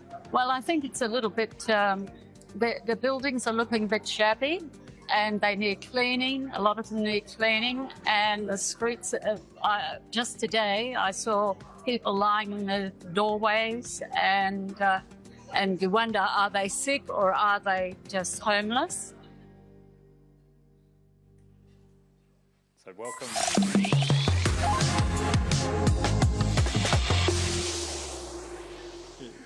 Welcome to our panel. I didn't know that music was happening. Firstly, Cairns Mayor Amy, what do you think? Good or bad? I think what I heard there is passionate people of Cairns and common themes, you know, the concerns about a bit of grime and a bit of crime, but passionate, and I think all of them can see the potential for Cairns, and that's a great starting place. And what do you think we can do in Cairns, and I guess from Council's perspective, to make the city even better? I think we can lead by example. Investment attracts investment, and we need to be confident in that. We want to have private investment into our city. We've got to lead with that. We've done the work through our urban regeneration project, and we've got an opportunity to make Cairns better. We want to have more housing, obviously, in there. People beget people as well, so to have a thriving, activated city, that's what we need to do. We know we need to make it cooler and greener, and we've got these precincts, and we've got an amazing hospital expansion happening, and we've got Barlow Park happening, but we can't have them in isolation. We need to be able to get people to and from those venues, and so we've got that work to do. Yep. And I might throw to Fiona from the Cowboys. You guys got some pretty exciting stuff happening down at that Spence Street sort of area, and as well as Barlow Park, as the Mayor just mentioned. Do you want to talk us through your plans there? Yep, sure. It's, you know, Cairns has always been a massive part of our backyard and a big part of the Cowboys' story. So being able to progress that to having tangible assets here in Cairns, I think will be incredible. And I've been very lucky to actually go through the Cape York Hotel, and I've got beautiful Clint standing over here. I told him I wouldn't do that, but he's someone everyone needs to know in the near future. Meeting with him and going through that, you know, yes, it's probably a little bit tired now, but with some Cairns businesses and looking at how that they can bring that iconic, you know, piece of architecture to life and bring a bit of Cowboys here and keep it in that Cairns, you know, with that real Cairns feel as well. And what do you think that sort of Leagues Club expansion or renovation will do to that general area? I think it'll bring a lot of life to that area. It'll bring, obviously, the economic benefits of more employment, more opportunities, a different vibe as well. I think whatever we do there, it's about complementing what you already have in this magnificent city and not competing with it. So yeah, I think it'll be amazing. And there's also a few jobs that come with a facility like a Leagues Club. I know you guys have a few employment programs and things to help the younger people get into it. Can you just talk us through that? Yeah, sure. So I head sort of the charity side of the Cowboys. So we have staff up here every second week delivering programs here in Cairns, up through the Cape, Torres Strait, and through the Gulf, Carpentaria as well. Dream, Believe, Achieve is one program that we would love to bring up here that we operate really successfully in Townsville, and it has some amazing outcomes for people who experience barriers to employment, so moving out of that social dependency into economic participation. I think in partnership with, obviously, the Leagues Club up here, that's a really great opportunity in the world of hospitality. And Jeff, Crystal Brook Collection's been a big spender in town with its 3 hotels in the last few years. I guess firstly, why Far North Queensland in the first place? What's good about the area? Oh, look, it's such a fantastic part of Australia, and I suppose I'm going back to 2016-17 when we first started Crystal Brook, really from nothing and just a name. We just identified Cairns as just needing hotels. And someone earlier mentioned, and probably more hotels would be good for Cairns, and I've got to say, I agree. We need more international operators with hotels here who will all be spending their destinational marketing funds and in general promoting Cairns. Because our success as operators of 3 large hotels here in Cairns, really our success relies upon the success of Cairns. And that, various levers attached to that from airline capacity coming into town, affordable housing. We employ currently about 400 people across the 3 hotels. In high season, which is upon us, that'll jump to about 500. Sometimes a lot of the time, we're having to bring people in from interstate and they've got to find somewhere to live. And that can be challenging at times. But no, I'm a big, enormous advocate for Cairns. Yep. And when you see some of those sort of street interviews and some of the, I guess, challenges of the city, what would you like to see more of in the CBD? I think Amy said it well. They're all passionate, the people that were on that screen, very proud about their city. But, I think the last person who was on and talked about the face of Cairns, the shop fronts, people, on the street, arguably maybe living on the street. We need to do something about that. There are too many empty shop fronts around town. I don't know how we address it. Is it a state or local council matter to try and provide some incentive to landlords, because that's where it's got to go to help them maybe lower a rent or for a period of time or provide a rent-free period to get people into these tenancies? I think it was a real shame when the DFO... DFS? Yeah, left. It was sort of coming out of COVID. They'd probably done it really tough, but I'd love to see another really high-end retailer in town. I think it's what is really needed. Improved lighting, cleaning. The city should be as safe to walk around during the day as it is at night. And I'd hesitate at night in some parts of town. I wouldn't go, and I tell people don't, which is a shame. Shouldn't be. And I might just throw back to you, Mayor. What do you think when you hear sort of that feedback about some of the, I guess, the challenges of landlords and then some of those social issues as well? What from you as Mayor do you think we need to do in that space? I'd say, look, they're not new. You could go back 100 years in the Cairns Post and you'll read a story that could be literally yesterday. So we do need to try and probably do things different and understand that we are uniquely positioned with unique issues because of our geographic location. But that said, we need to have investment. We haven't had significant council-led investment for over 5 years into the city. That really does help. We have world-class natural assets. We need a world-class city. We are a global city. And with 2032 on the way, we know that we're going to have more and more visitors here, and they're going to expect that world-class city. Our city is our shop front, so you only get one first impression. The first impression is literally the first impression, and we need to make it count. And unfortunately, that's where I think we're slipping. That's the feedback that I get consistently. I'm probably feeling a little bit more safer to walk around the streets maybe at night because I live here and I know some of the people in and around the town, but I understand that it's very foreign for a lot of people and it's very frightening. And not just for tourists either, but for locals that live here as well that might come in from the suburbs into the city for an ice cream. So I think we need to continue our partnership with the state government.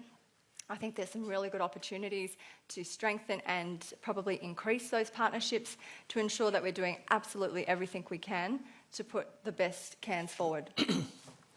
And Jeff, are there any, just thinking about the tourism point of view, is there any particular sort of travel trends you're seeing with visitors coming into the region and what they're doing here, I suppose? Yeah. I'd start with the macro view of visitors to Australia. Holiday makers, I think it was only 1 or 2 months ago, we finally reached the level of what it was in just pre-COVID 2019. And that was always seen as a benchmark. We've got to get back to what it was pre-COVID. Well, we only just scraped over it. I think it was back in March, that number. So not great, because you've got to consider over that time, not just in Cairns, but generally across Australia, there's been probably 20,000 hotel rooms open up over that period of time. So we need to get back to 2019 numbers plus probably another 20%. I think coming to Cairns, what we've noticed, obviously recent events in the Middle East have slowed down those traditional markets that would be coming.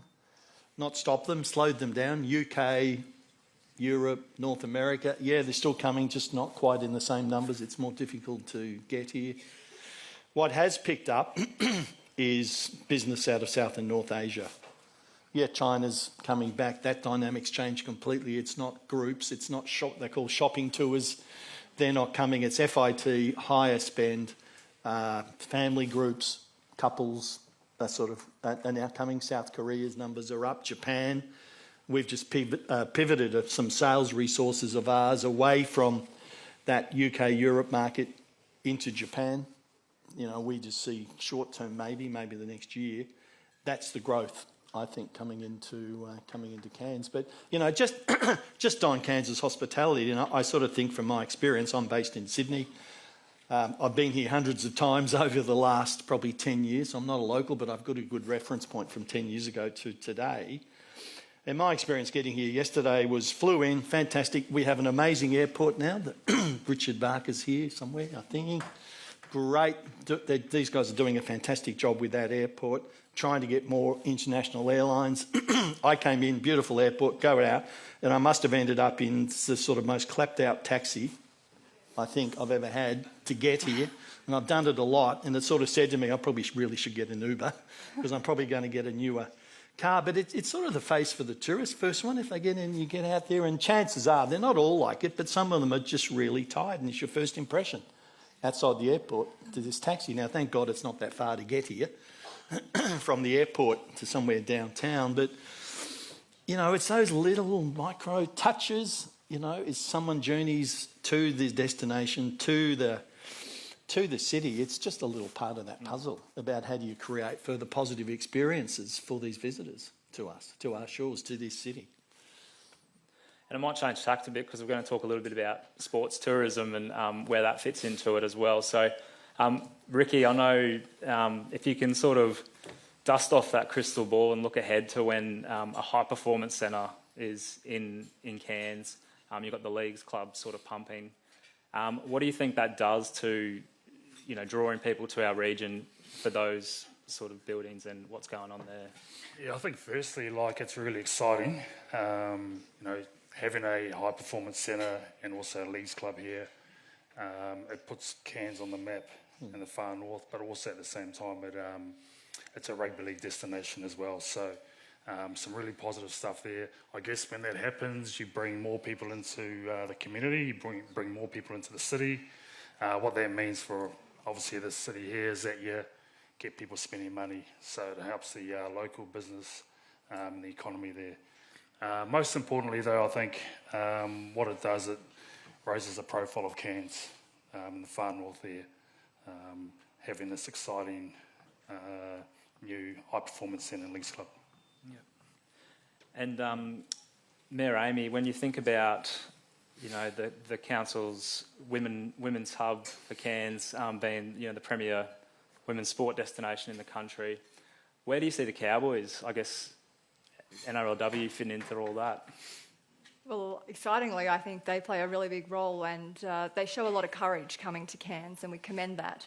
And I know that other sporting codes are watching and looking, and that confidence of coming to Cairns and seeing that you've got a council, but not just a council, a community and a business community and a state government and a federal government backing that, then other people want a piece of that pie. And we don't want to be just the face of or the destination for women's sport because we said it.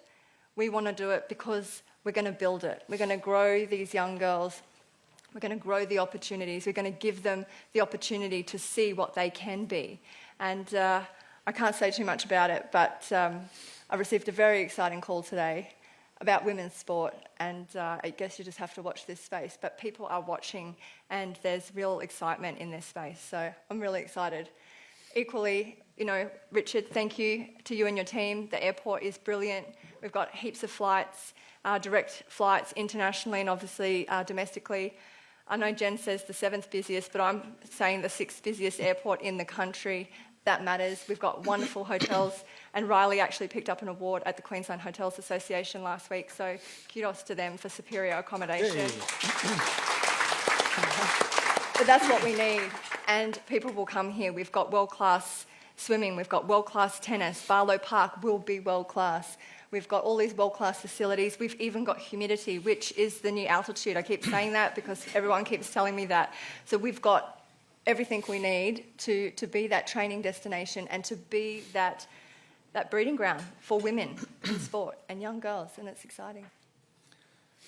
There's no chance of getting a scoop from that phone call. No, there's not. Come on. There is not. The Mayor sort of touched on it, Ricky, but I guess that local pathways and the importance of having that Cowboys presence up here. What do you think that means for the Far North talent pool of rugby league players? Yeah, for me, look, you know, I'd love for a lot of our players to come from our region and our footprint, especially Cairns here, rather than looking for opportunities outside of Cairns and outside of, you know, our footprint there. So, yeah, look, that's really important to me that we have a pathway. Second of all, for me, is like we've got to make sure we've got the right support systems and the right infrastructure to support these ladies so they get the best opportunity to play an elite sport, as we mentioned. Lastly, I think it's really important that a lot of the young players that we're starting to see come through a lot of these programs is that they've got the support network and the communities to sort of back them there. So keeping them here, breeding them to play our style of footy and what we do here at the Cowboys will be absolutely awesome. And Jeff, as a I guess investor or you know, for Crystal Brook with skin in the game, what do you think when you hear about the future of this sports tourism space and potential for more activity there? Oh, I think it's enormous. Really do. I commend you and your organisation, what you're proposing to do here. I'm sure it will happen. But I think for me, it's a combination of things: sports tourism, the convention centre. I don't know if Janet Hamilton's here. They do an amazing job at there. We've got a fantastic facility. And I've got to say, in between, we're about to enter a sort of relatively busy time. We all know it's sort of coming into high season here in Cairns for the next few months. But in between those times, outside of that, arguably June to sort of October period, the convention centre delivers massive amounts of business to town. It is really critical for the future of the city, is that convention centre and its success. It just feeds, its tentacles go all through the local economy with groups that come to town. What do you call it? Bleisure? There is bleisure, that, blending of business and leisure. It's a thing. It really is. People come pre or post, be they coming for an event or a sporting event or something, and they stick around for another day or two. And I think that's the great thing, partly I would say that we've done, $600 million across 3 hotels. That's what we've invested here. does, it gets people to relook at the destination. And you know what? I haven't been there for 15 years. I'm going to a conference. I'm going to stick around for a few more days either side of that event and explore it. So, And yeah. Sorry. And I was just going to say, we're talking about investment in the city and what the Cairns Regional Council's done. I mean, it makes me think about the dining precinct on the Esplanade.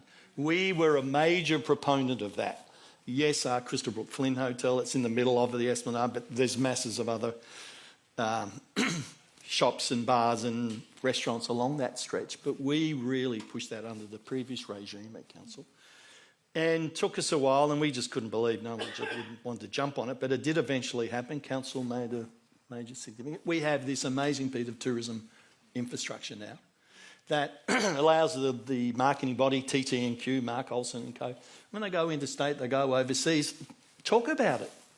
It's this great-looking space. We just need to make it traffic-free. We can't have random cars driving along it, which happens. But I would love to see more of that tourism infrastructure, you know, sort of being built. Don't know what it is, but I'm sure it's there. It's the time for a tourist levy, Mayor. A destination Cairns fund, maybe. Where are you, Jared? Lucky the assistant minister's here. But in all seriousness, had some good conversations, obviously, with Jeff and Bernie in Brisbane last week about that and making sure that, you know, if that was to happen, what would that look like and where would that money go? And there really is an appetite to explore not only just the destination marketing, but major events. Major events bring a lot of people here, just ignite the community, as Jeff just said, but equally, you know, making sure that the destination is putting its best foot forward. So we're investing in the city, so we're potentially partnering with the state to improve community safety. There's a whole range of opportunities, but safeguarding any particular fund if it was to happen for those purposes. And what a rate relief that would be for our local residents. We spend, you know, circa $6 million on community safety, about $4.5 million for the Lagoon and Esplanade, with $3.5 million for TTNQ, $1.5 million, I think it is, for major events, and we need so much more money for major events. If we want to get serious with major events, we need more money for that. Beautiful. Just about out of time, so can everyone thank our panel? Thank you. Thanks. Thank you.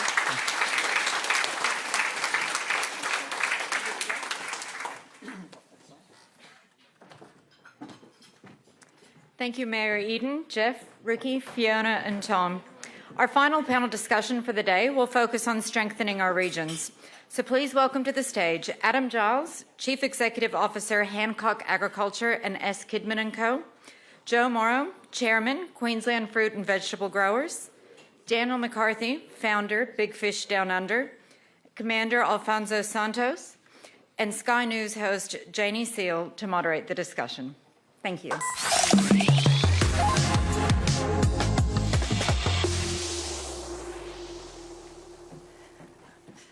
All right, 15 minutes we've got. A lot to get through, the big guns here. All right, we'll start with you, Adam, if you don't mind. So we've got a regional trade distribution centre at the Cairns airport. And that really helps export fresh produce like fruit and seafood. Sorry, I feel like I've got my back to you. Hello. What does a facility like this mean for the average local farmer or fisherman in far north Queensland who's really trying to scale up? Well, thanks for having me. I think the important aspect of those distribution centres is the logistics to get to market.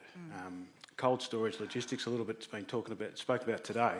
Cold storage logistics are the important element or the essential element to be able to move point-in-time delivery, whether that's down the coast or within Queensland, or to those facilities going overseas, particularly down the bottom of the aeroplanes, in the underbelly of the aeroplanes. But what we need to make sure is that those cold storage logistics facilities are not just for the short term, that they are for the long time, for frozen commodities, chilled or frozen, that can stay there for a long period of time, and then they can help underpin those planes. Because as we just heard on the last panel, talking about tourism, there are three key components of an aeroplane. There's up the front with business class, there's economy, but then there's the freight down the bottom. And if you can't fill the freight, you can't run an aeroplane. So making sure that we have good logistics, access to markets, whatever produce that may be or products it is, so that it can get through that supply chain, whether that's roads, rail, freight and cold storage.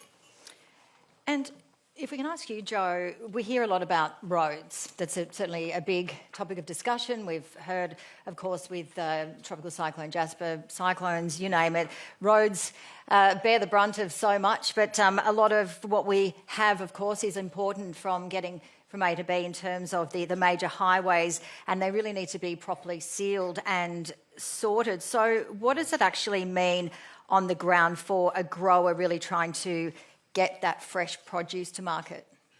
Well, for farmers, fruit and veggie growers in particular, and it would be for all agriculture as well, is we need to move our product as quickly in the most efficient way. And we use a number of roads, and we'd like to also see a new connection between the Tablelands and the Inland Road, which is through Town, which is a council thing. I won't get into the technicalities, but that's an option. But generally, we want good access, be able to move our product. As everybody knows, we get a lot of rain up here. Sometimes the roads get cut off, not necessarily here, but further down south. So the amount of flexibility that we have with the road network is critical to move product, because 90% of the product, if not even higher, probably 95%, of produce produced in the fruit and vegetable industry on the Tablelands and across the coast heads into places like Brisbane, Sydney, Melbourne, Adelaide, Perth. And how was it amplified with the Iran crisis and the fuel exercise and the issue there? Well, it didn't make life easy for farmers because it comes out of the bottom line. A lot of the transport companies are trying to remain viable, so they have a mechanism called through a fuel levy, which obviously rose during this whole period and has only just started to come back down. But some of it was able to be passed on. Some of the supermarkets did help out the direct producers, but a lot of the farmers that go through the wholesale market had to absorb it. So it was a big hit. And Daniel, you've been incredibly vocal about the fishing sector, and we've seen quite a lot of closures, haven't we, including mackerel. How is it really impacting in the fishing industry? And tell us a bit about how important that industry is for Cairns and Far North Queensland. Well, the commercial fishing industry has pretty much all been wiped out over the last couple of decades through successive governments on both sides of the political divide. And if you just jump back a moment, if I may, our regional growth here, population growth, has been sub 1% now for some time. It's great to see the Deputy Premier talking about all these big population down the track, but reality is we're less than 1% population growth now. We need to have industry enabling infrastructure. We've been talking about for decades about duplicating or massively expanding the Coranda Range Road, sealing the Peninsula Development Road up the Cape to open up opportunities on the Cape. Our tourism industry, as you know, no offence, no disrespect to the tourism industry, but it's been largely floundering. A lot of the times we're missing out on $1 billion a year for our tourism industry right here in Cairns, and the common denominator, the biggest stumbling block we have in our region for our industry enabling infrastructure is massive excess in green tape. And that really comes down to, when you think about it, the core element of that is UNESCO. Now, whether we like it or not, yes, we have global responsibility to look after our reef and our rainforest. However, it doesn't make any sense that we have people on the other side of the world that don't have any World Heritage listed reefs themselves. 6 of the countries on the current World Heritage Committee do not have an inch of ocean frontage, yet next month they are going to decide the fate of our tourism industry here in North Queensland, because they're going to decide whether they are going to list the reef as in danger or not. What is in danger is our regional economy. We're missing out on $1 billion a year right here in Cairns alone, because lots of people don't want to come out here. Why would they? They're told the reef has been dead, buried and cremated numerous times over. I've taken thousands and thousands of people out to the reef over the Great Barrier over the last year, my career here, 30 odd years. Not one of them has come here expecting the reef to be in good shape, because the world press tells them it's dead. So there's a lot of good ideas here. Everybody knows what a great region we have and the potential we have. But we've been talking about this potential for 20 years. And unless we really get hold of the devil that is holding us back, in another 20 years, we're still going to be talking about expanding the Corinda Range, sealing the PDR, getting the Lakeland Development Project up and running. The growers just in the Lakeland region, as Joe will be very well aware, they're up to $100 million a year now. If we get a dam in there, they'll be able to produce $1 billion. But the biggest stumbling block is this excessive green tape, this bowing to international green groups, and it's holding every project up, pushed the costs of every project up through the roof. And here we are talking about what vision we have. Well, we need to tackle the main issue. Yeah, sounds very frustrating indeed, and certainly a lot what we hear, isn't it, about red tape, green tape, and I'll ask all of you your thoughts on that in a moment for the whole of northern Queensland. But Alfonso, how can we look at our defence industry in terms of how vital it is and the investment to regional Queensland and where we're situated as well? Describe how important our defence is where we are up here. Yeah, on that second part, so geographically we're positioned, it was mentioned earlier I think by Jen, extremely important in the region. You go back to World War II and you see how vital we were. And when the Battle of the Coral Sea played off our coast here, that was the first time we turned the Japanese back. So fast forward 84, 85 odd years, why are we critically important? The defence papers that have come out this year, in 26, the Integrated Investment Program, if anyone's had a look at the figures there, you would see that government has said that they will spend up to now $16 billion on the northern region of Australia in infrastructure, $225 billion across the whole of defence. So there is no mention in there whatsoever of Cairns or Far North Queensland. The only time HMA is Cairns, and I thank the Premier for recognising veterans, also recognised the defence personnel in the back of the room there.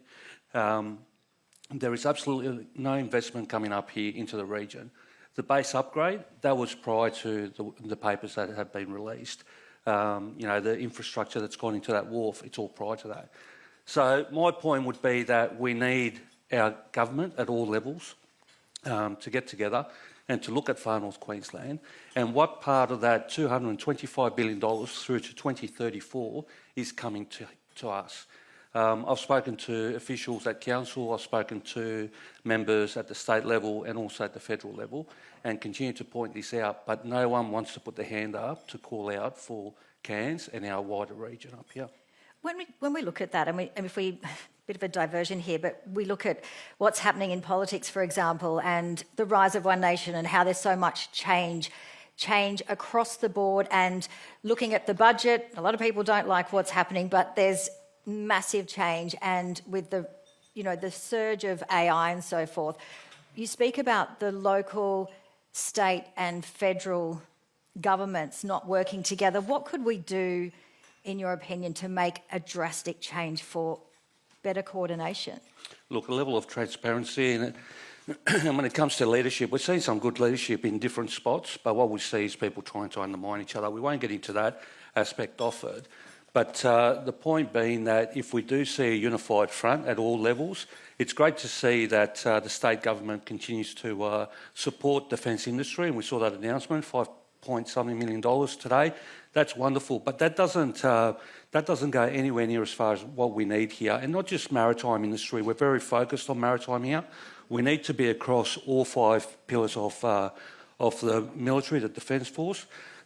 We brought the British here about 4 years ago, HMAS Spey and Tamer, 2 offshore patrol vessels. Their mission was to operate in the region with no home port.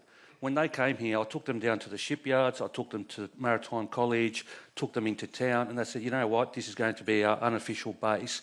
So they do crew exchanges out of here, they do weapon ammunition exchanges out of here. They're doing, so Tropical Reef Shipyard has got a maintenance program with them. So that's real tangibles for the region. But we need to do that collectively. Industry needs to continue to call for that. And I'm glad to hear that North Ship alongside the state government, they put their hand in their own pocket, which we need to see more of that from industry, to say we're also going to match what the government is putting in. And when we look at the defence and workforce and what we've been hearing today throughout all of the speeches and the keynote addresses and so forth, and the rise of how many people are going to be in Cairns in 2050, I believe it's about 72,000 by 2050 just in the city alone. The workforces, Adam, and the significant shortages across far northern Queensland, how effectively could regional tax concessions, for example, like perhaps the zone tax offset work as an incentive to draw some workers away from the big city to places like here? I've been a big supporter in North Australia policy for many years, starting back in 2007 when I was up in Darwin helping write the North Australia policy. A key part of that is identifying mechanisms of how you can reduce tax to incentivise people to come. That includes reducing personal tax, alleviating stamp duty, payroll tax and many other inhibitors to investment. And I think that they are some of the key ways to do that. Around the world, there are these things called economic development zones. There's about 7,000 of them, a lot in China, India and other Asian places, but also Dubai and Nigeria and a couple of other places.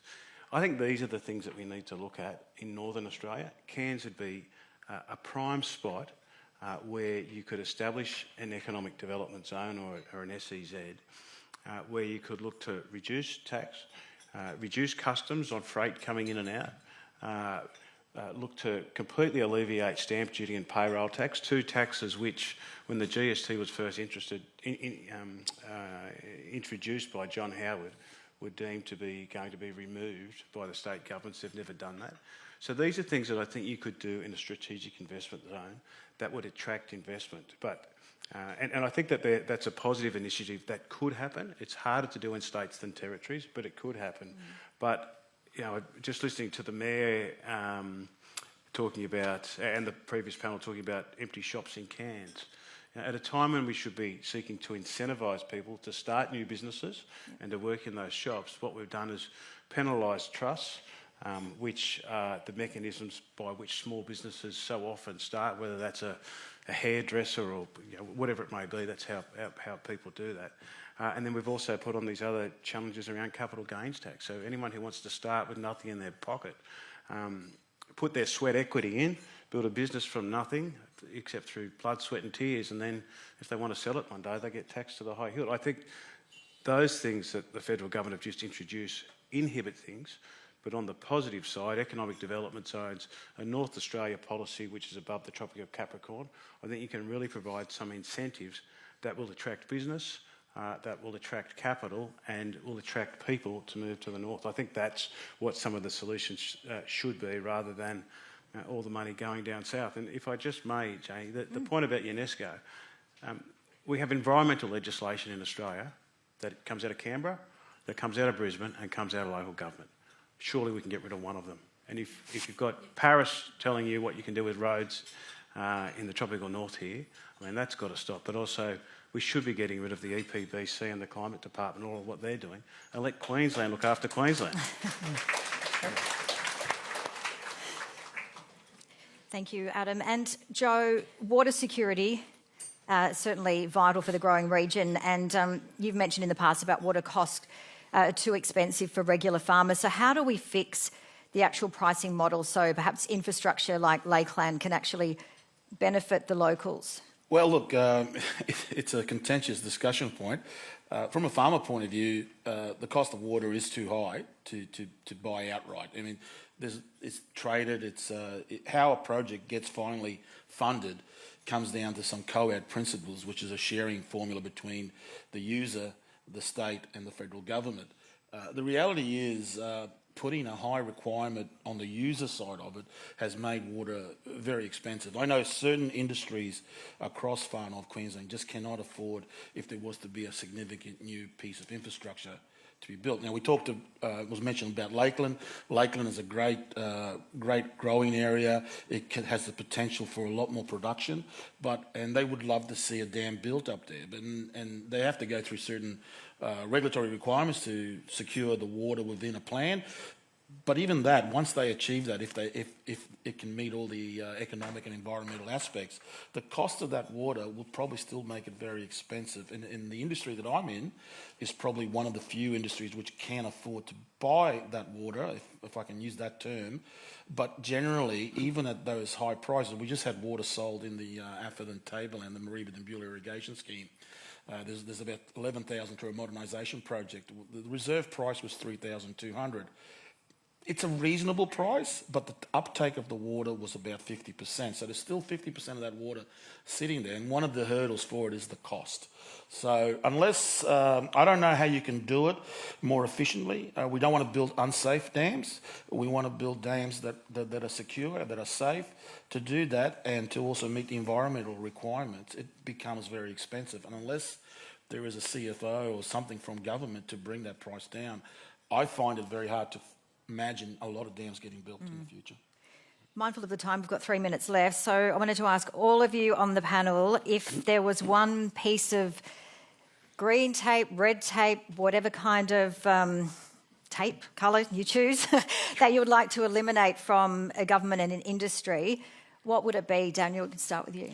Yep, tell UNESCO that we can look after our own backyard. Do you want to choose another one? You've got one, yeah. Not having a go at any of those countries, but it just doesn't make any sense. They haven't got, 6 of them haven't got an inch of ocean frontage. None of them have got a World Heritage listed reef. Start listing off the countries' names. I had to look at the list. I can't even pronounce half of them, to be perfectly honest. And it just doesn't make any sense. It'd be like me trying to, tell the Cowboys how to play football. I watch a state origin and that's about it. And I can't follow half the rules. Do you think you could? So, a little bit? I played at school, but it's a long time ago. Alfonso, what about you? I think my last point would be about our veteran community up here, largest veteran community per capita in the country. We need the support. We've been overlooked. Bree James has worked really hard, and the Christopher government has put $1 million towards building a legacy house up here, and we're very grateful for that. And we've got the land from council, something that they all agreed on, which is good to see. And we've got the Veterans Minister coming up on Monday. We need $3.5 million from federal, and if we're going to talk about our defence and our veterans, let's get serious about it. It's all down south, and they've forgotten about the veteran community up here. All right. And there has been, a lot of discussion on the budget reply and massive cuts. I mean, just think of NDIS, for example, and many people would say on all sides of governments that you do need to cut that, but there's a lot of vulnerable people in that community. But if we look at other things like, different types of tape, Adam, what do you think we could really cut down in terms of the budget, whether it's in an industry, across any sector? Look, there are 2.6 million Australians who work for the public service. That's 20% of Australia's total workforce. We all want good services as residents anywhere in Australia, whether it's the hospital or roads or police and defence. But we've got to find a way to do things much better and much smarter. There should be no way that 20% of our workforce are public servants, and no disrespect to those public employees, particularly the frontline services, which we need. But I do think there's a way you can rationalise, getting rid of the EPBC, getting rid of the Climate Change Environment Department in Canberra, letting Brisbane and Queensland do it, and also State Council. I think that would make a fundamental difference. And also look at moving things like the Department of Tourism from Canberra to Cairns, or Defence to Townsville, or, there are other ways we can do things, because with all respect to people who work in Canberra, and I've been one of them, you've got to be on the ground to know the business and the industry that you're in, because it's very hard to make laws and regulations to do that. Interestingly, as a final point, since May 2022, 5,000 new laws or regulations have been brought into Parliament by Canberra, which affects every single one of us here. So all those people working in government are implementing those laws. That's why they're employing more people. We need less government in our face. Let us get on and do things. And as Susie said in her opening address, there are 3 things people want: health, community and lifestyle. And one of the key things about our lifestyle get out of our way and let us live our lives as we want to live them. And let us do our business as we want to do that. And I think that's important. Yeah, well said. And Joe, just quickly, I think we didn't get to you for your red tape, green tape. Oh, look, I'll be as quick as I can. It's one of the most issues that really upset farmers, and it's to do with compliance with our requirement to sell produce to the supermarkets. Basically, we double up on all the regulation. We have regulations from the federal and state government, and then we have the requirements to meet certain standards for the supermarkets to protect them from litigation, and it's just a doubling up. Well, you need to remove one of them because it's putting a huge cost on the farming sector. And as Adam said as well, it's about people on the ground rather than people so much in Canberra, listening to people that are the experts. Thank you so much. Thank you.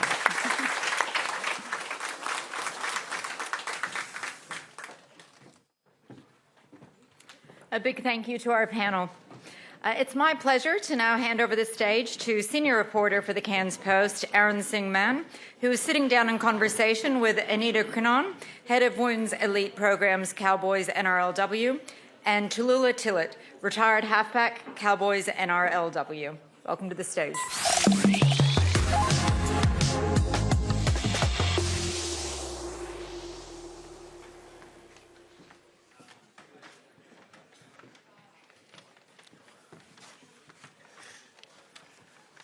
Okay, good afternoon, Anita and Tallulah, and welcome to Future Cairns. Thank you. Let's talk footy. We heard a little while ago what the expansion of the Cowboys into Cairns means from a business perspective, but from a football perspective, relocating an entire NRLW program comes with it quite the logistical and cultural shift. What does it mean for players and the club? Well, we've come into the competition and created our team back in 2023, and over the last few years, we're heading into our fourth season. July 2, round 1 starts, everyone, so pay attention. We've worked really hard on building a culture that is safe, connected and well-resourced, and that's like moving to Cairns is more than just facilities and resources. It's about creating an environment that's safe, that's connected, that's well-supported and generating that genuine pathway for future athletes. And speaking of those future athletes, the Far North has a legendary talent pool. There's no doubt about that. What do you think is in the water up here, and how do future players make the most of those pathways? I think it's access to facilities, right? So we've had at least a third of our 330 plus NRL Cowboys have been from the Far North. I would like to see that transition to the women's space, but we've seen so many talented athletes come out of the islands, out of the far north of our region, and having access to facilities that are in their hometown or local, where they don't have to travel to the southeast, where they don't have to travel to Townsville, where they can get genuine elite professional sports performance. I don't want to use the word enhancement, that gives the wrong impression, but support, genuine support in that elite performance avenue, then, you know, you don't have to leave home. You can be around your family, you can be around the support networks that are really, really important outside of the physical performance needs that people need. And I guess around that subject of leaving home, it's been sort of well reported, and people are starting to understand that in the NRLW at the moment. A lot of the athletes still must have a job outside of the season. That's just the nature of the business. How do you think having a new base here in Cairns will help these athletes with university and career pathways while balancing that elite training? Well, Cairns has got such a great community, right? There's a tourism industry, there's lots of other, like the hospitality that we're talking about with the Cowboys Leagues Club coming up here, and the hotels with Crystal Brook Riley and the other Crystal Brooks. Forgive me for not knowing all of their names. But the opportunities for young athletes to support their careers, their performance careers in sport, are huge here in Cairns. And like, you know, Townsville's currently nurturing 3 national sporting teams across NRL, the Townsville Fire, and now NRLW. So we're swimming in a very shallow pool of availability of employment and other opportunities for our athletes. And Cairns has all of those things available up here, and probably a deeper pool deeper support network to dig into. So we're excited about the opportunity that gives to North Queensland athletes to come up here and move their career forward. So you think just coming up here just gives them a little bit of that breathing room? I think so. We're moving out of the shadow of the NRL team. So I think in all of the social media content that I've seen and some of the news articles I've seen, there's been nothing but glowing support from the Cairns and the Far North community. And it's so, from the women's sporting perspective, it's so nice to feel that wanted. So I think that's something that our team in particular can look forward to, but the Cowboys as a brand and having Cowboys expand the heart of their club we represent the whole of North Queensland currently. We're so embedded in Townsville as a brand. It'd be nicer to be seen across 2 regions and eventually, hopefully, even into Mackay. Now, Tilly, you grew up playing footy right here. Best and worst things about playing footy in Far North Queensland? Yeah, so for me, my career began here when I was 9 years old playing for the Cairns Kangaroos, and I guess here in Cairns it's a massive rugby league city and region, and it gave me that love for rugby league. But as I got older and sort of progressed through the ranks, there was definitely those challenges. Back once I turned 12, there was no established female pathways at that point, which meant I had to give footy up for a few years, and I transitioned into touch football, and I was fortunate enough to go on and represent Queensland and Australia in touch footy, but even going on and representing in those higher levels with touch, it still had those challenges being based up here in Far North Queensland. And then once I made the transition back into women's rugby league, there wasn't an established women's competition at that point, and which meant I was having to sort of travel down to Brisbane to play in the local competition down there. But I was also very lucky that the Northern Pride gave me the opportunity. Ty Williams was a head coach at that point, but he gave me the opportunity to be able to come into the men's space at the Northern Pride and train with the team for 3 years. So I think reflecting on sort of my journey with that and seeing how far the game has come, particularly up here in the women's space and the pathways, we're definitely on the right track. How was that, training with Ty Williams and alongside the men?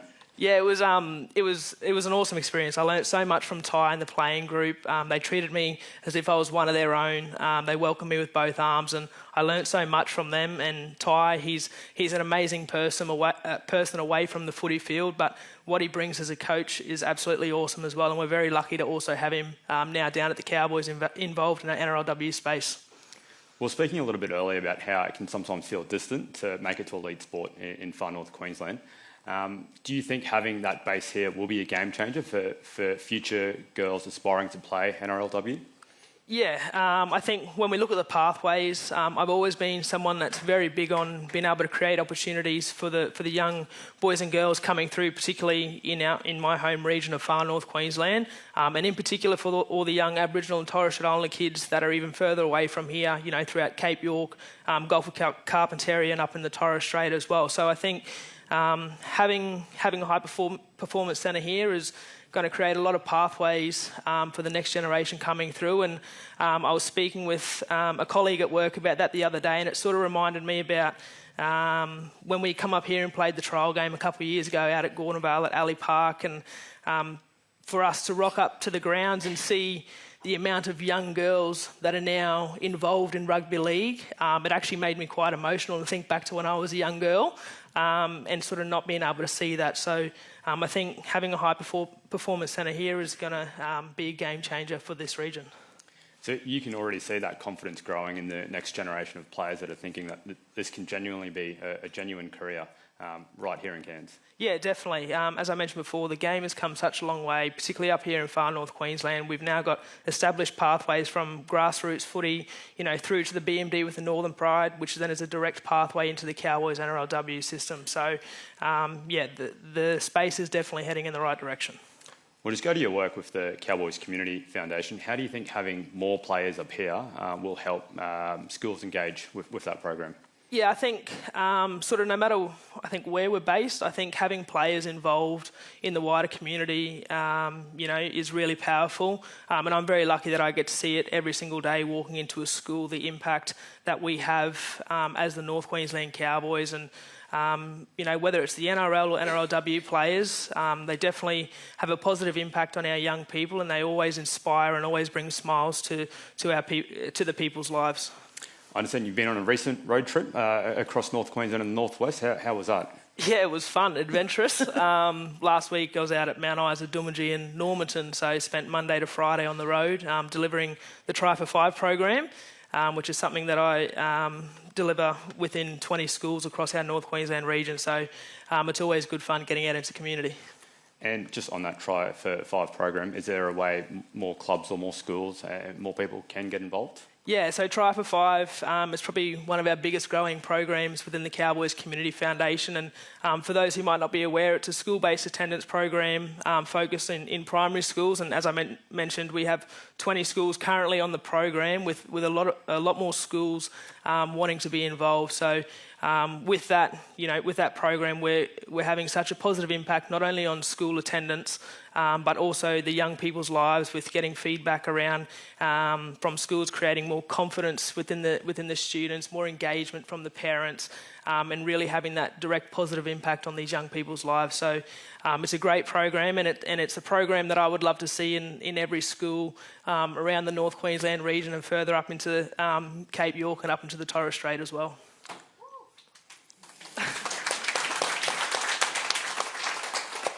I'll just finish with one last question for both of you. What are you most excited about in terms of the growth of NRLW, just more broadly? Opportunity, I think. We see the growth of men's sport, I guess, and I don't like comparing us all the time because we are so different. But the opportunity that young women can follow a pathway that's not just, the traditional female gender roles. You can enjoy a sporting career that actually is financially viable and have something that you can look back on, no different to a male professional athlete, and that the revenue that comes in will support its longevity and sustainability, and women can make a living off of playing a sport that they love. The opportunities for future sports administrators, future medical staff, coaches, trainers, all those things the NRLW opens up a space where you might not otherwise see that in the male space because those roles are pretty few and far between. But the women's space are begging for resources to come in and help support our women be professional in the sporting space. So opportunity. It creates quite an economy off the field as well at the same time, doesn't it? Yeah, look, women are great at engaging in the community, and they genuinely love it. I think that's something I've never had a drama with our NRLW squad with us. They come to me and ask how often they can go out in the community, and that's on top of them working their part-time jobs and then coming in to train and doing all of the things that a professional athlete has to do, but they do it semi-professionally. So, yeah, that's exciting. And Tilly, yourself, what are you most excited about in terms of the growth of NRLW? Oh, I think just sort of off the back of Anita, probably again, that opportunity and seeing young girls really being able to follow and chase their dreams. For me, I started off as a little girl, wanting to one day play football, and I guess not knowing whether that was going to happen or not was obviously a bit hard, but being able to see how far the game has come and the opportunities that it's going to create in the future for the next generation coming through is really amazing, and I'm excited to see where that takes the NRLW and this next generation. All right. Thank you for your time. Thanks, Thank you.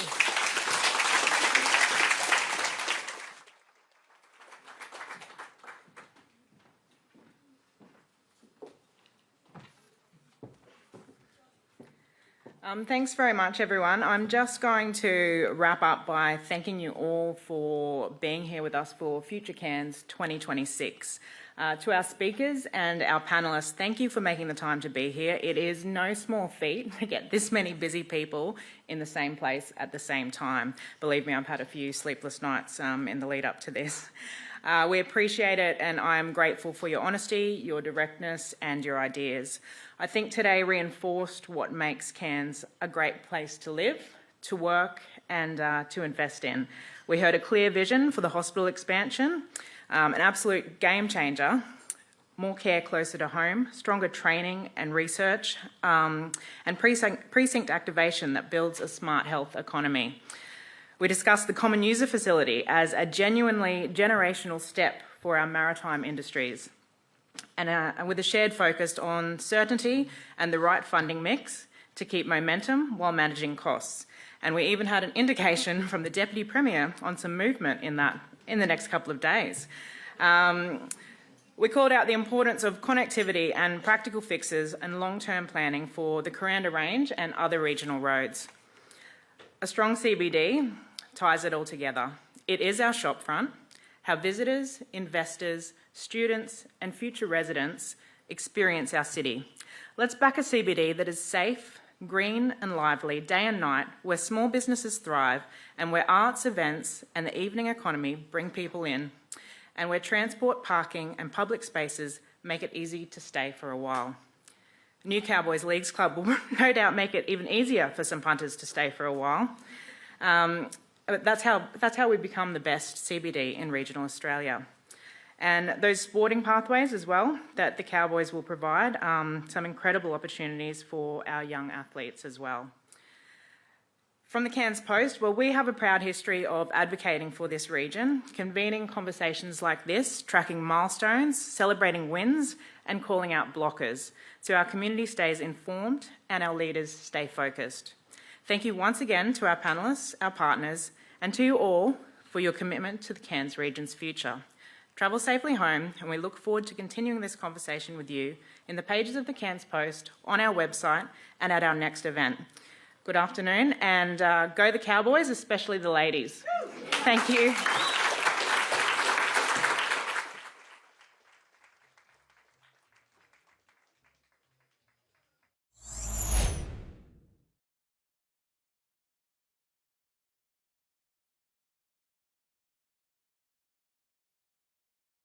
Future Cairns is proudly supported by the Queensland Government, the North Queensland Cowboys and Crystal Book Collection Cairns.